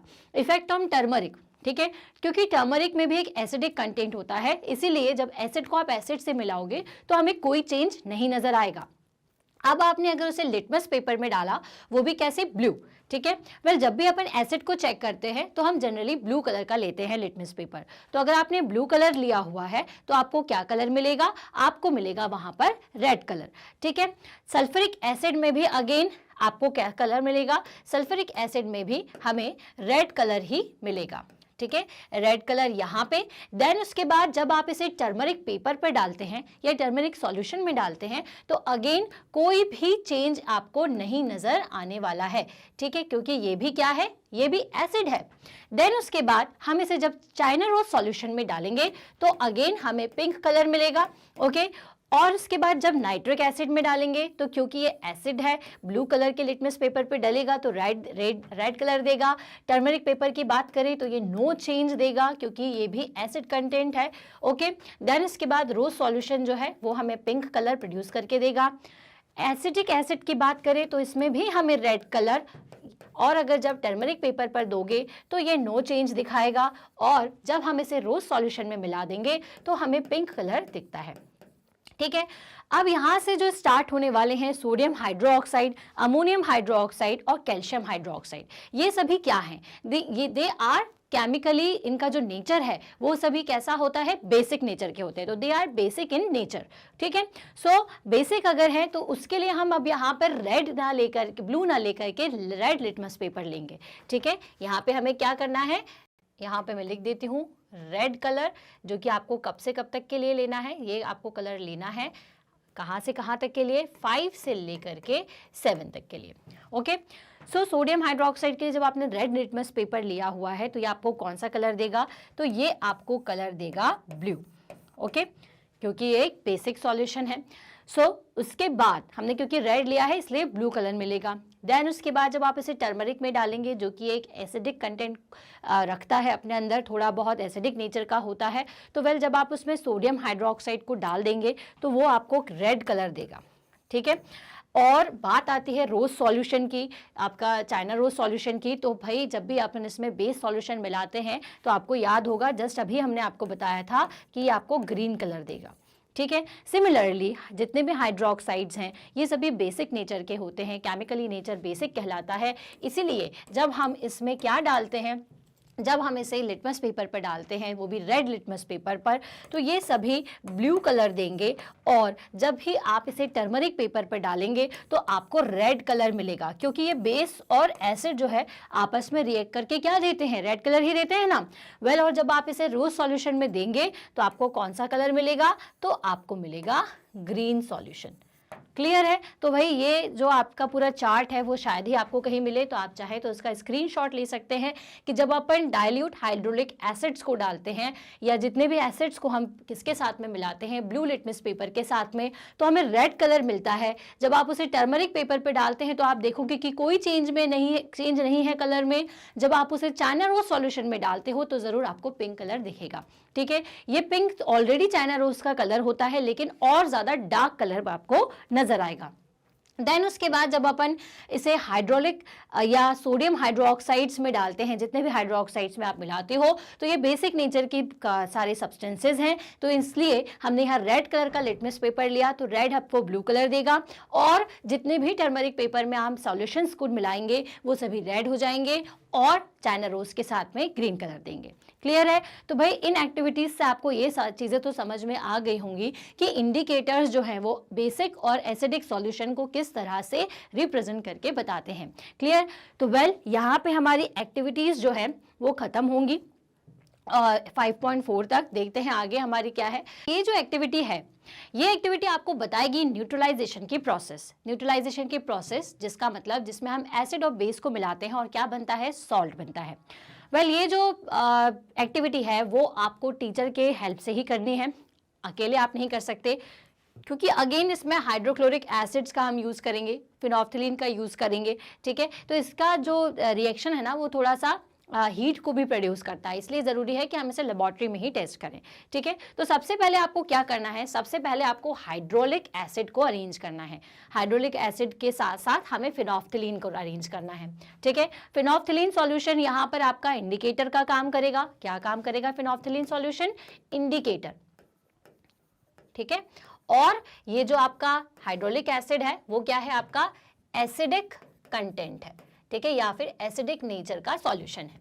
तो जब आप एसिडिक कंटेंट में फिनोल्फ्थलीन इंडिकेटर को डालते हो, ठीक है, आपको क्या करना है, एक टेस्ट ट्यूब लेना है, उसमें हाइड्रोलिक एसिड को लेना है और फिनोल्फ्थलीन को लेना है। हाइड्रोलिक फिनोल्फ्थलीन को डाला आपने, अब उसमें आप हाइड्रोलिक एसिड को ड्रॉप बाय ड्रॉप डालते जाइए। क्या कोई कलर चेंज दिखता है? तो वेल जब आप एसिड को फिनोल्फ्थलीन में डालेंगे ना तो कोई भी कलर चेंज नहीं निकलेगा। ठीक है, मान लीजिए आपने 3 ड्रॉप हाइड्रोलिक डाली या 4 ड्रॉप डाली, फिर भी कोई कलर चेंज नहीं आया। ठीक है, देन हम क्या करेंगे, देन हम लेंगे दूसरा सॉल्यूशन। कौन सा? Sodium hydroxide solution.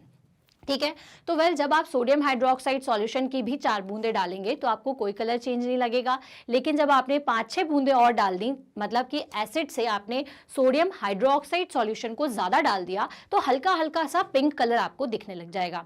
अब आपने 5 बूंदे सोडियम हाइड्रोक्साइड सॉल्यूशन की डाली एग्जाम्पल के लिए, और 4 बूंदे किसकी डाली थी? एसिड की। अब अगेन क्या करो, फिर से एसिड की डालो।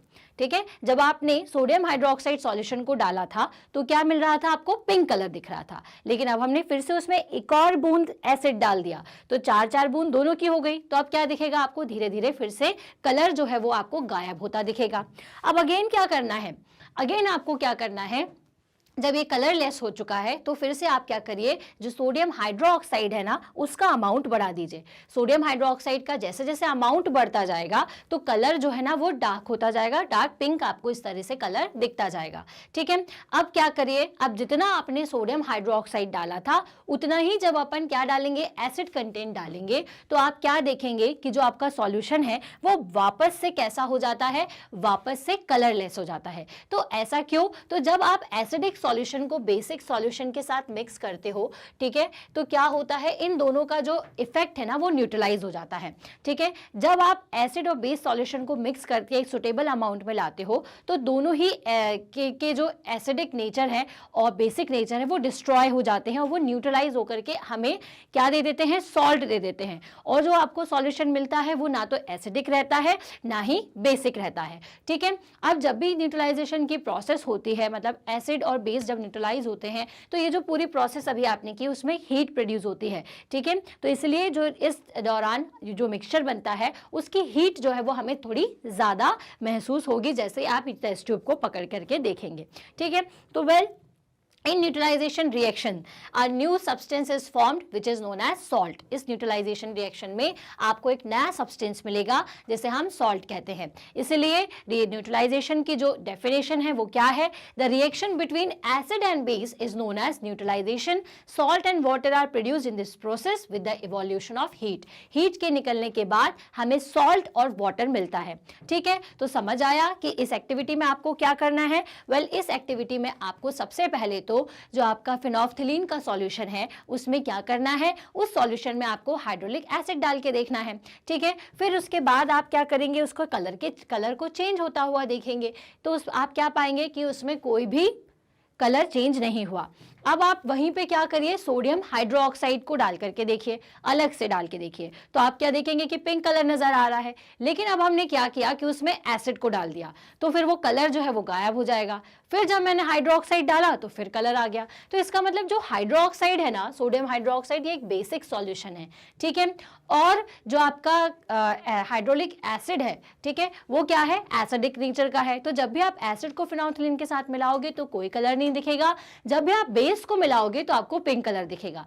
लेकिन अगर आपने हाइड्रोक्साइड और एसिड दोनों को मिला दिया बिल्कुल सेम क्वांटिटी में, तो जो आपका सॉल्यूशन है ना वो वापस से कलरलेस हो जाएगा। तो इसका मतलब वहां पर क्या हो चुका था, वहां पे हो चुकी थी हमारी न्यूट्रलाइजेशन की प्रोसेस। न्यूट्रलाइजेशन की प्रोसेस जिसमें जब हम एसिड और बेस को आपस में मिला देते हैं तो हमें क्या मिलता है, हमें हीट के साथ में सॉल्ट और वाटर मिलता है, ठीक है। तो अपन इस जो पूरी प्रोसेस हमने की है उसको अगर अपन एक रिएक्शन के फॉर्म में लिख दें, ये जो इस तरह से लिखा जाता है इसे केमिकल रिएक्शन कहते हैं, कि हमने क्या किया, हाइड्रोक्लोरिक एसिड जिसको हम HCl कहते हैं, HCl को सोडियम हाइड्रोक्साइड NaOH के साथ मिलाया तो हमें क्या मिला, सोडियम क्लोराइड NaCl, ठीक है। HCl प्लस NaOH करते हैं तो हमें NaCl sodium chloride plus water मिलता है। सोडियम क्लोराइड मतलब आपका NaCl मतलब सॉल्ट हमें मिलता है, ठीक है।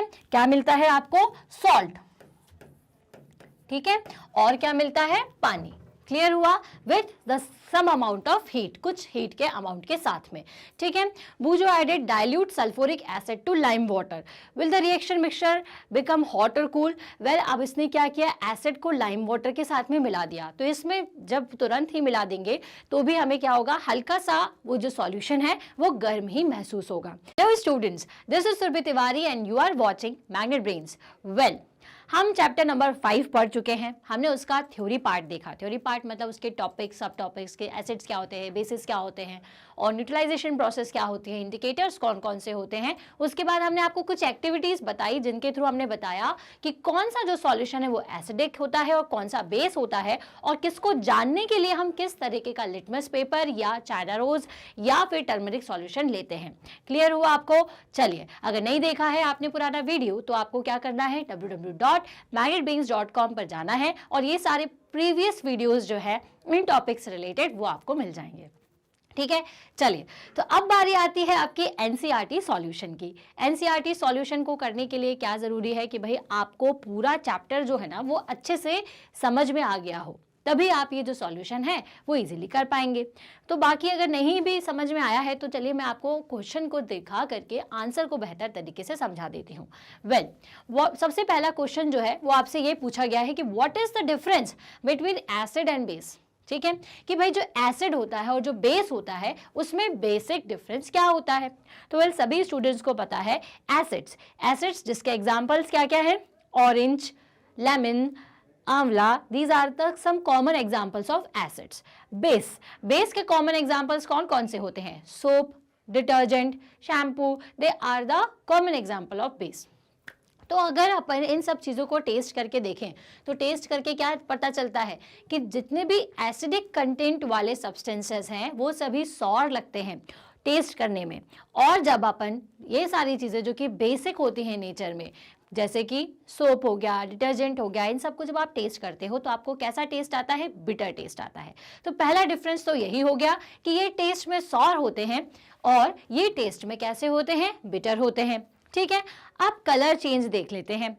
और वेल, जब अपन इसे किसी इंडिकेटर्स के साथ में मिलाते हैं तो आपका जो एसिड है ना वो आपको रेड कलर देता है और जो बेस होता है वो जनरली कौन सा कलर देता है, वो डिपेंड करता है कि आप इसे कौन से कलर में मिलाया है।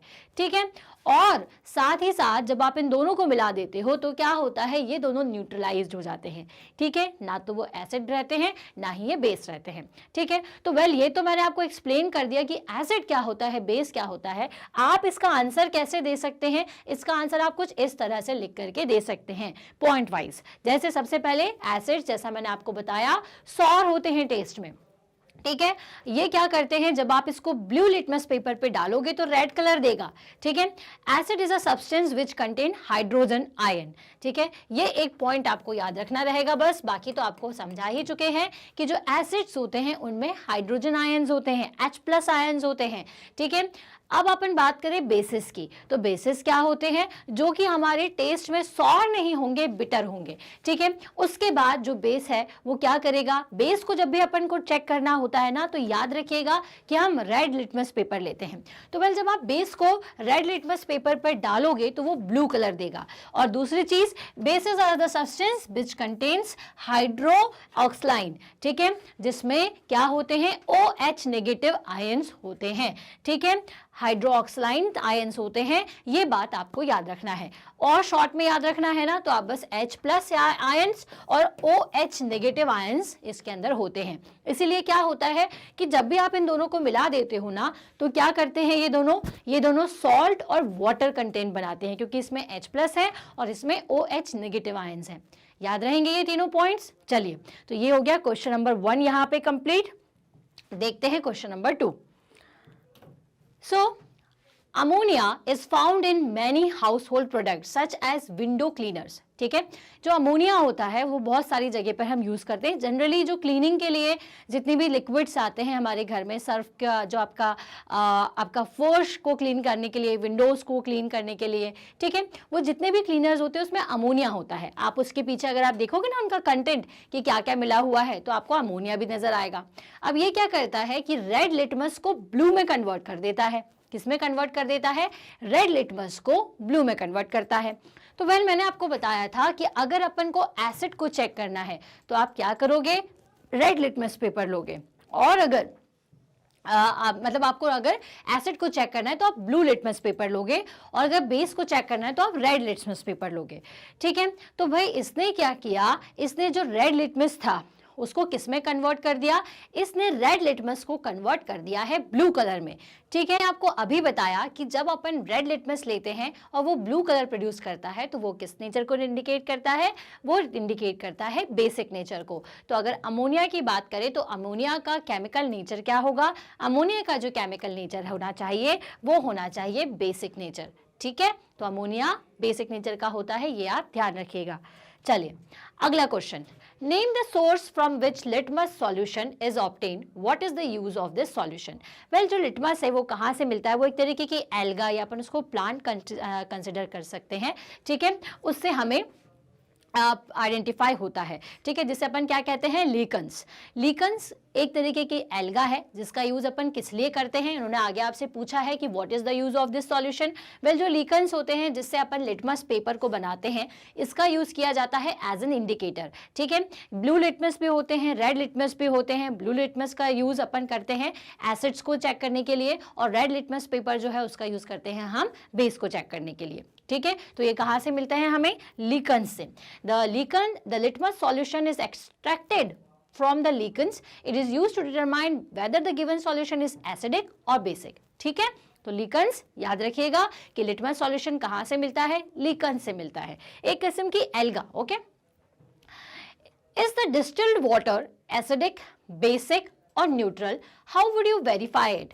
वेल जो डिस्टिल्ड वाटर होता है आपको ये चेक करना है कि वो एसिडिक नेचर का है, बेसिक नेचर का है या न्यूट्रल नेचर का है, ठीक है। तो जो डिस्टिल्ड वाटर रहता है ना वो आपका किस नेचर का रहता है, वो न्यूट्रल नेचर का रहता है, क्योंकि पानी है वो, ठीक है। We can verify it by showing the neither blue और red litmus paper change its colour when dipped in it. Well आपको तो सिर्फ ये याद रखना है कि हमें इंडिकेटर जो है वो लिटमस पेपर के फॉर्म में मिल जाते हैं। इजीली सबसे ज़्यादा लिटमस पेपर मिलता है, तो आप लिटमस पेपर रखिए, ब्लू कलर का, रेड कलर का, दोनों को एक एक बार इंसर्ट करके देखिए, दोनों में कोई कलर चेंज नहीं होता है तो वो अपना नॉर्मल डिस्टिल्ड वाटर है। क्लियर है ना। चलिए देन है describe the process of neutralization with the help of one example. Well neutralization की प्रोसेस क्या होती है, जब अपन एसिड्स और बेसिस को मिला देते हैं तो उन दोनों को मिला देने से जो सॉल्यूशन प्रिपेयर होता है वो सॉल्यूशन न्यूट्रल रहता है, ना तो वो पूरी तरीके से एसिडिक रहता है ना तो वो पूरी तरीके से बेसिक रहता है। दोनों को मिला देने से दोनों की प्रॉपर्टीज गायब हो जाती है, ठीक है। सो हमें जो कंटेंट मिलता है उसके बाद वो मिलता है सॉल्ट और पानी, ठीक है, सॉल्ट एंड वाटर हमें मिलता है। वेल अब आपको इसका एक लाइव एग्जाम्पल बता दें जो हमारे डेली लाइफ में होता ही है। तो वेल क्या किया जाता है, जनरली हमें जब एसिडिटी होती है तो हम कुछ ऐसे सॉल्यूशन को पीते हैं जिसमें मिल्क ऑफ मैग्नीशिया हो, ठीक है। तो जैसे हम जनरली पुदीन हरा को लेते हैं, या हम क्या करते हैं, जेलोसिल वगैरह को पीते हैं, तो ये सब क्या है, इन सभी में मैग्नीशिया का कंटेंट होता है, जो कि क्या है, वो बेस होता है। ठीक है, जब हमारी बॉडी में एक तरीके का जो एसिड होता है जो कि हमारे डाइजेशन को करने के लिए बहुत हेल्पफुल होता है, लेकिन कभी कभी वो क्या है, एसिडिटिक, अपन ने कुछ ऐसी चीज़ें खा ली हो जिसकी वजह से वो एसिडिटी जो है वो धीरे धीरे, या फिर जो एसिड कंटेंट है हमारी बॉडी के अंदर वो बढ़ जाता है। तो एसिड को कम करने के लिए क्या करना चाहिए, हम उसको न्यूट्रलाइज करें। न्यूट्रलाइज करने के लिए क्या ज़रूरी है कि हम उसमें बेस डाल दें। तो बेस के लिए हम क्या करते हैं, मिल्क ऑफ मैग्नीशिया का यूज़ करते हैं। ओके, तो जैसे ही हम उसको पीते हैं, एसिडिटी जो है वो उसके बेस के साथ मिलकर के न्यूट्रलाइज हो जाती है और हमें फिर थोड़ी देर बाद अच्छा फील होना शुरू हो जाता है। वेल, ऐसा नहीं होता कि अपन कोई भी चीज़ तुरंत लें। ठीक है, जब आप एसिडिटी होती है और आपने तुरंत कोई चीज़ खाई तो आपको ऐसा लगेगा कि भाई नहीं नहीं सब अच्छा हो गया, ऐसा नहीं होता। थोड़ा सा रिएक्शन होने में कुछ मिनट्स का टाइम लगता है, उसके बाद आप फील करेंगे कि आपका जो अंदर सॉल्यूशन है, एसिड है, वो धीरे धीरे न्यूट्रलाइज हो रहा है। क्लियर? चलिए, so the reaction between acid and base is known as neutralization. Salt and water are produced in the process of evolution of heat. ठीक है, वेल हीट के साथ में क्या प्रोड्यूस होता है आपका, सॉल्ट और water. And acids like milk of magnesia, जिसको हम मैग्नीशिया हाइड्रोक्साइड कहते हैं, बेकिंग सोडा एटसेट्रा। ठीक है, कई बार क्या क्या लोग क्या बोलते हैं, बेकिंग सोडा पी लो भाई, तो बेकिंग सोडा भी एक तरीके का बेस है। ठीक है, इसमें बेस कंटेंट होता है। तो ये सभी क्या करते हैं, ये सभी एसिडिटी को रिड्यूस करते हैं हमारे स्टमक के अंदर। जो भी एक्सेसिव एसिड जो है वो हमारी ग्लैंड से जो निकल रहे हैं उसको न्यूट्रलाइज करने का काम करते हैं। तो आई होप ये जो क्वेश्चन है इसका आंसर आपको क्लियर हो गया होगा।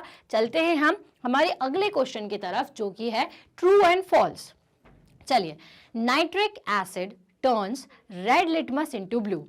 ठीक है, तो मैंने आपको क्या बताया था कि एसिड के लिए याद रखिए कि हम ब्लू लिटमस पेपर का यूज करते हैं। यहाँ पे तो इन्होंने कौन से लिटमस पेपर का नाम ले लिया है, रेड लिटमस की बात कर रहे हैं। तो इसीलिए यहाँ पे ये आंसर जो है वो क्या हो जाएगा, यहाँ पे ये जो आंसर है ये फॉल्स हो जाएगा, राइट? क्योंकि नाइट्रिक एसिड को चेक करना है तो हमें रेड लिटमस पेपर की जगह ब्लू लिटमस पेपर लेना चाहिए था, ताकि हमें वो रेड कलर इंडिकेट करता, जिससे आपको पता चलता है कि ये जो नाइट्रिक एसिड है वो एक एसिडिक नेचर का है।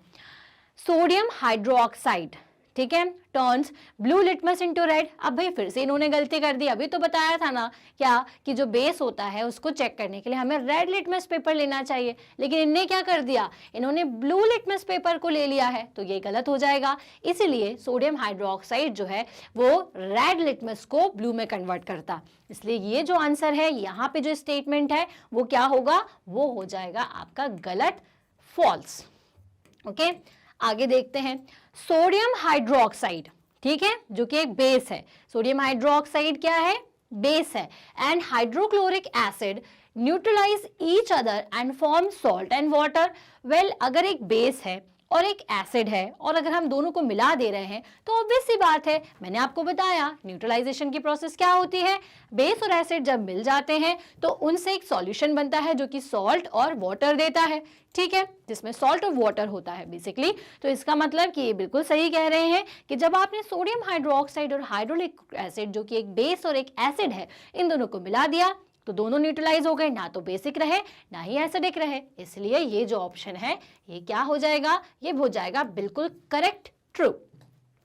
इंडिकेटर, अब इंडिकेटर क्या होते हैं याद कर लीजिए। जैसे कोई इंडिकेटर बोले ना आपको, तो आपको याद आ जाना चाहिए टर्मरिक, और क्या याद आना चाहिए, चाइना रोज, और क्या याद आना चाहिए, लिटमस पेपर। और अगर अपन इधर अपने सिंथेटिक मटेरियल्स में जाएं तो आपको फिनोल्फ्थलीन वगैरह को याद दिमाग में बैठाना है। चलिए, इंडिकेटर क्या है, is a substance which shows different colours in acidic and basic solution. Indicators वो सब्सटेंसेस होते हैं जिनको अगर आप एसिड में डालोगे और बेस में डालोगे तो आपको ये अलग अलग कलर देंगे। जी हाँ, बिल्कुल सही कह रहे हैं। ये इंडिकेटर्स का काम यही है, ये कलर को दिखा करके ये बताते हैं कि कोई जो सब्सटेंस है वो एसिडिक नेचर का है या फिर बेसिक नेचर का है। आई बात समझ? चलते हैं आगे। टूथ डिके, जो हमारे दांतों का टूटना होता है, is caused by the presence of base, जी नहीं, बिल्कुल गलत है। ये हम ज़रूर कह सकते हैं कि जो एसिडिक मटेरियल अगर आप ज़्यादा खाते हैं, ठीक है, तो उससे ज़रूर क्या होता है, ऐसे कुछ एसिडिक मटेरियल्स होते हैं जो हमारे दांतों के कलर्स को डिफेंड कर देते हैं, लेकिन डिके के लिए जो आपका बेसिस का प्रेजेंस है ये बिल्कुल भी सही नहीं है। इसलिए ये क्या हो जाएगा, ये हो जाएगा आपका फॉल्स, गलत। ठीक है, तो समझ में आ गया क्वेश्चन नंबर 6 जो कि ट्रू फॉल्स था, कि कौन सा स्टेटमेंट ट्रू है, कौन सा इसमें स्टेटमेंट फॉल्स है और क्यों है। क्लियर? चलो, तो हम इसको करते हैं क्लियर और आगे बढ़ते हैं हमारे नेक्स्ट क्वेश्चन की तरफ। ये अगेन हमने आपको आंसर्स दिए हुए हैं, अगर आपको नोट डाउन करना है कि first, second, third, fourth, fifth का आंसर क्या है तो आप इसे लिख सकते हैं। चलिए आगे देखते हैं question number 7। Dorji has a few bottles of soft drink in his restaurant. एक डोर्जी नाम का आदमी था, उसके पास कुछ सॉफ्ट ड्रिंक्स हैं, but unfortunately these are not labelled. उसने पता नहीं कौन सी वाली सॉफ्ट ड्रिंक खरीदी थी जिसमें लेबल नहीं लगा हुआ है। क्या लेबल नहीं लगा हुआ है? He has to serve the drinks on the demand of customer. One customer want the acidic drink. ठीक है, किसी को भाई एसिडिक ड्रिंक पीने का मन है, ठीक है, one customer wants the basic and third one wants the neutral drink. पता नहीं कौन से कस्टमर्स हैं, अपन तो ऐसा जाके कुछ नहीं देखते, हम तो सिर्फ ब्रांड देखते हैं और जो हमें पसंद होता है वो लेते हैं। वेल, इन लोगों को क्या है, लेकिन ये लोग थोड़े से ज़्यादा पढ़े लिखे हैं, ये जानते हैं कि एसिडिक ड्रिंक कौन सी होती है, बेसिक ड्रिंक कौन सी होती है, न्यूट्रल कौन सी होती है। क्लियर? अब उन्होंने तो आके डिमांड कर दी। अब डोर्जी बड़ा परेशान कि क्या करूं मैं, मुझे तो पता ही नहीं है कि ये कैसे मैं सर्व करूंगा। तो भाई हम गए, हमने उसको बताया कि आपको कोई डरने की ज़रूरत नहीं है, स्टेशनरी पास में है, वहाँ जाओ, लिटमस पेपर खरीद कर लाओ। ठीक है, उसने बोला लिटमस पेपर, मैंने हाँ एक ब्लू खरीद के लाना और एक रेड वाला खरीद कर लाना। तो जब आपको ब्लू कलर की लिटमस पेपर को एक एक कोल्ड ड्रिंक में डाल करके देखना, अगर ब्लू कलर जो है वो रेड में कन्वर्ट हो जाता है तो वो कौन सी ड्रिंक हो जाएगी? वो हो जाएगी एसिडिक ड्रिंक। और अगर रेड लिटमस लिया है, ठीक है, और वो ब्लू कलर में चेंज हो रहा है तो वो कौन सी ड्रिंक हो जाएगी? वो हो जाएगी आपका बेसिक सॉल्यूशन वाली ड्रिंक। और जिसमें कोई कलर चेंज नहीं होता, ब्लू ब्लू ही रहता है, रेड रेड ही रहता है, वो आपकी न्यूट्रल ड्रिंक हो जाएगी। ठीक है, तो इस तरह से फिर आप अपना देख लेना और दे देना जो जो कस्टमर को जो भी चाहिए है। क्लियर है? तो भाई आपको याद रखना है कि अगर आपको कभी एसिडिक चीज़ों को आइडेंटिफाई करना है तो हम क्या करेंगे, हम उस केस में ब्लू लिटमस पेपर लेंगे। ठीक है, रेड लिटमस जब ब्लू में कन्वर्ट हो जाए तो वो बेसिक हो जाएगा, जब आपका ब्लू लिटमस जो है वो रेड में कन्वर्ट हो जाए तो वो एसिडिक होगा, और जो कोई भी कलर को चेंज नहीं करता है, नो इफेक्ट जिसमें दिखता है, वो आपके न्यूट्रल सॉल्यूशन या न्यूट्रल ड्रिंक होंगे। क्लियर? चलिए, तो यहाँ अपने डोर्जी की समस्या तो पूरी कर दी, खत्म कर दी। यहाँ से आगे देखते हैं हमारी नेक्स्ट समस्या या हमारा नेक्स्ट क्वेश्चन क्या है। चलिए, तो नेक्स्ट क्वेश्चन हमारा ये है कि एक्सप्लेन व्हाई, ठीक है, antacid tablet is taken when you suffer from acidity. ठीक है, एक एंटासिड टैबलेट होती है भाई, ये हमें दी जाती है जब हमें एसिडिटी होती है। ठीक है, देन उसके बाद calamine solution is applied on the skin when an ant bytes. Well, calamine solution को लगाया जाता है जब अपने को कोई भी चींटी या आंट काट के चली जाती है, तो क्या होता है, जलन महसूस होती है, क्योंकि जो एंट काटती है तो वो एक तरीके का एसिड रिलीज कर देती है। ठीक है, so factory waste is neutralised before disposing it into the water bodies. जो फैक्ट्री वेस्ट होते हैं उसको अपन न्यूट्रलाइज करते हैं।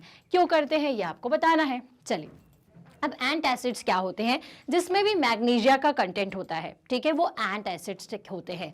सो एंटासिड्स टैबलेट जो है उसमें मिल्क ऑफ मैग्नीशिया होता है, जो कि क्या करता है, एसिडिटी को न्यूट्रलाइज करने का काम करता है। इसलिए क्या किया जाता है कि जब भी एसिडिटी होती है तो एंटासिड्स टैबलेट्स को देते हैं।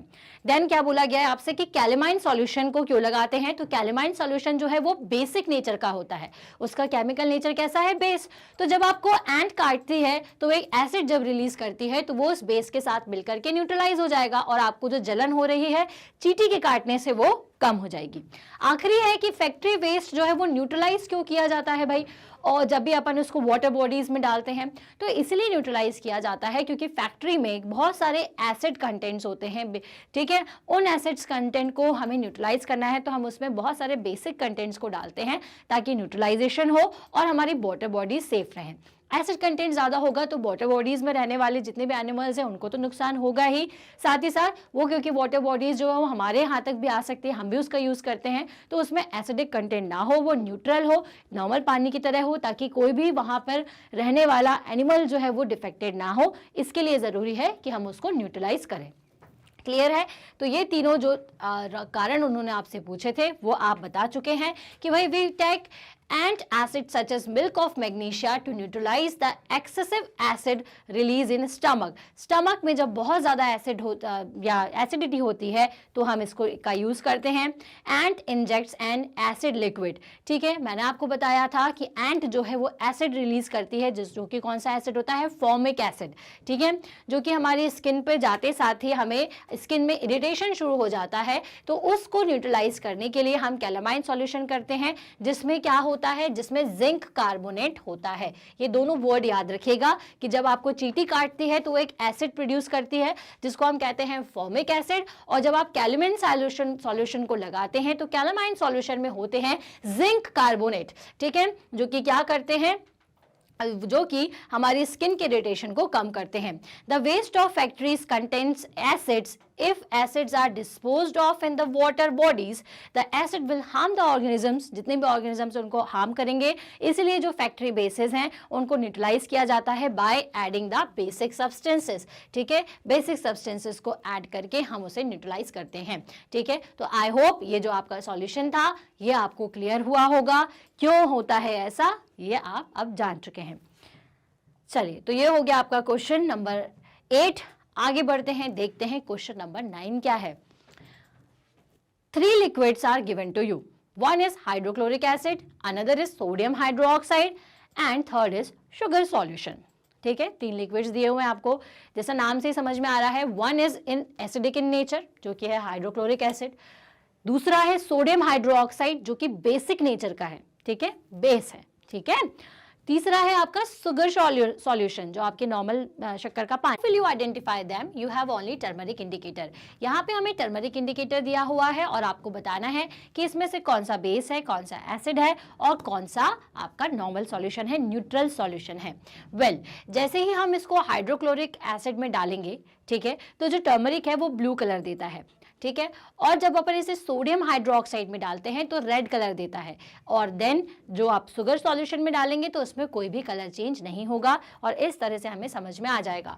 ठीक है, तो सब्सटेंसेस और उनका effect with the turmeric indicator is hydraulic acid yellow to blue. ठीक है, sodium hydroxide yellow to red and sugar solution no change. ठीक है, अब एसिड्स भी अलग अलग टाइप के होते हैं, तो और आपके जो सोडियम हाइड्रोक्साइड है वो भी अलग अलग टाइप के होते हैं.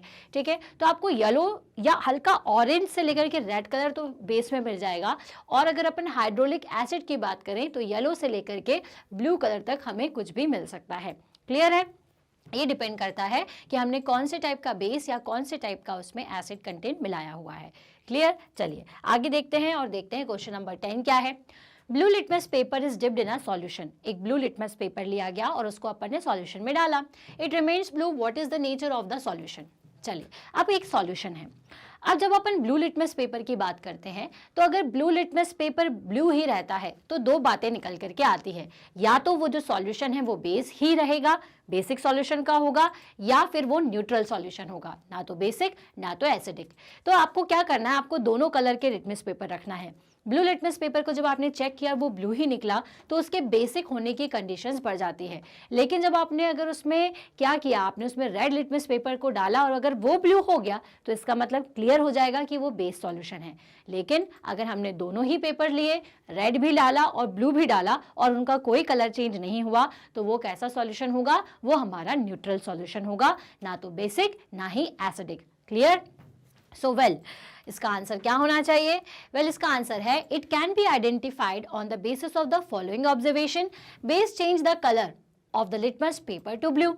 As the blue litmus paper is not affected, the solution must be basic. क्योंकि जो सॉल्यूशन है वो बेसिक हो सकता है, या तो जो सॉल्यूशन है वो न्यूट्रल होगा जिसमें कोई भी कलर चेंज नहीं मिलेगा. क्लियर हो गया ये क्वेश्चन? आगे चलते हैं और देखते हैं हमारा आखिरी क्वेश्चन जो कि है question number 11. Consider the following statement. Both आपको बताना है कि इनमें से जो दोनों स्टेटमेंट्स हैं वो कौन से सही है. Both acids and bases changes the colour of all indicators. ठीक है, क्या सभी जो एसिड और बेस होते हैं वो एक तरीके के इंडिकेटर्स अगर अपन डालें उसमें तो वो सभी इंडिकेटर्स के कलर्स को चेंज कर देते हैं क्या? If an indicator give a colour change with acid it does not give the change in base. क्या इंडिकेटर जो है वो एसिड के साथ अगर चेंज बता रहा है तो वो बेस के साथ में नहीं बताएगा, या फिर अगर बेस के साथ में बता रहा है चेंज तो एसिड के साथ में नहीं बताएगा, या फिर change of colour in acid and base depends upon the type of indicator, which of the statements are correct. Well, अगर एसिड और बेस हैं तो वो जरूर कलर को चेंज करेंगे ही, क्लियर है।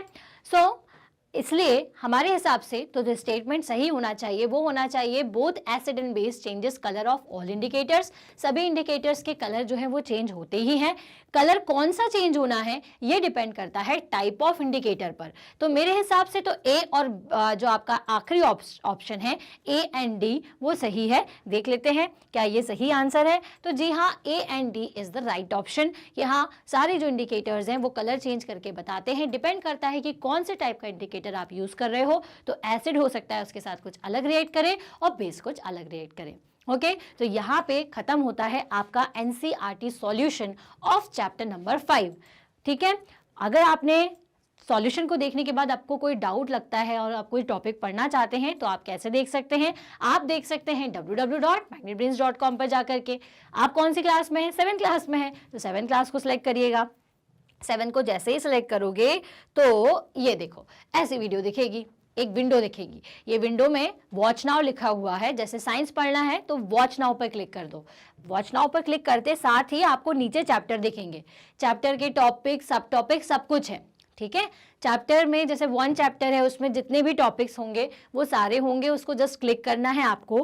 क्लिक करते साथ ही आपको वीडियो दिखने लग जाएगा। वीडियो को देखना है, पढ़ना है, समझना है।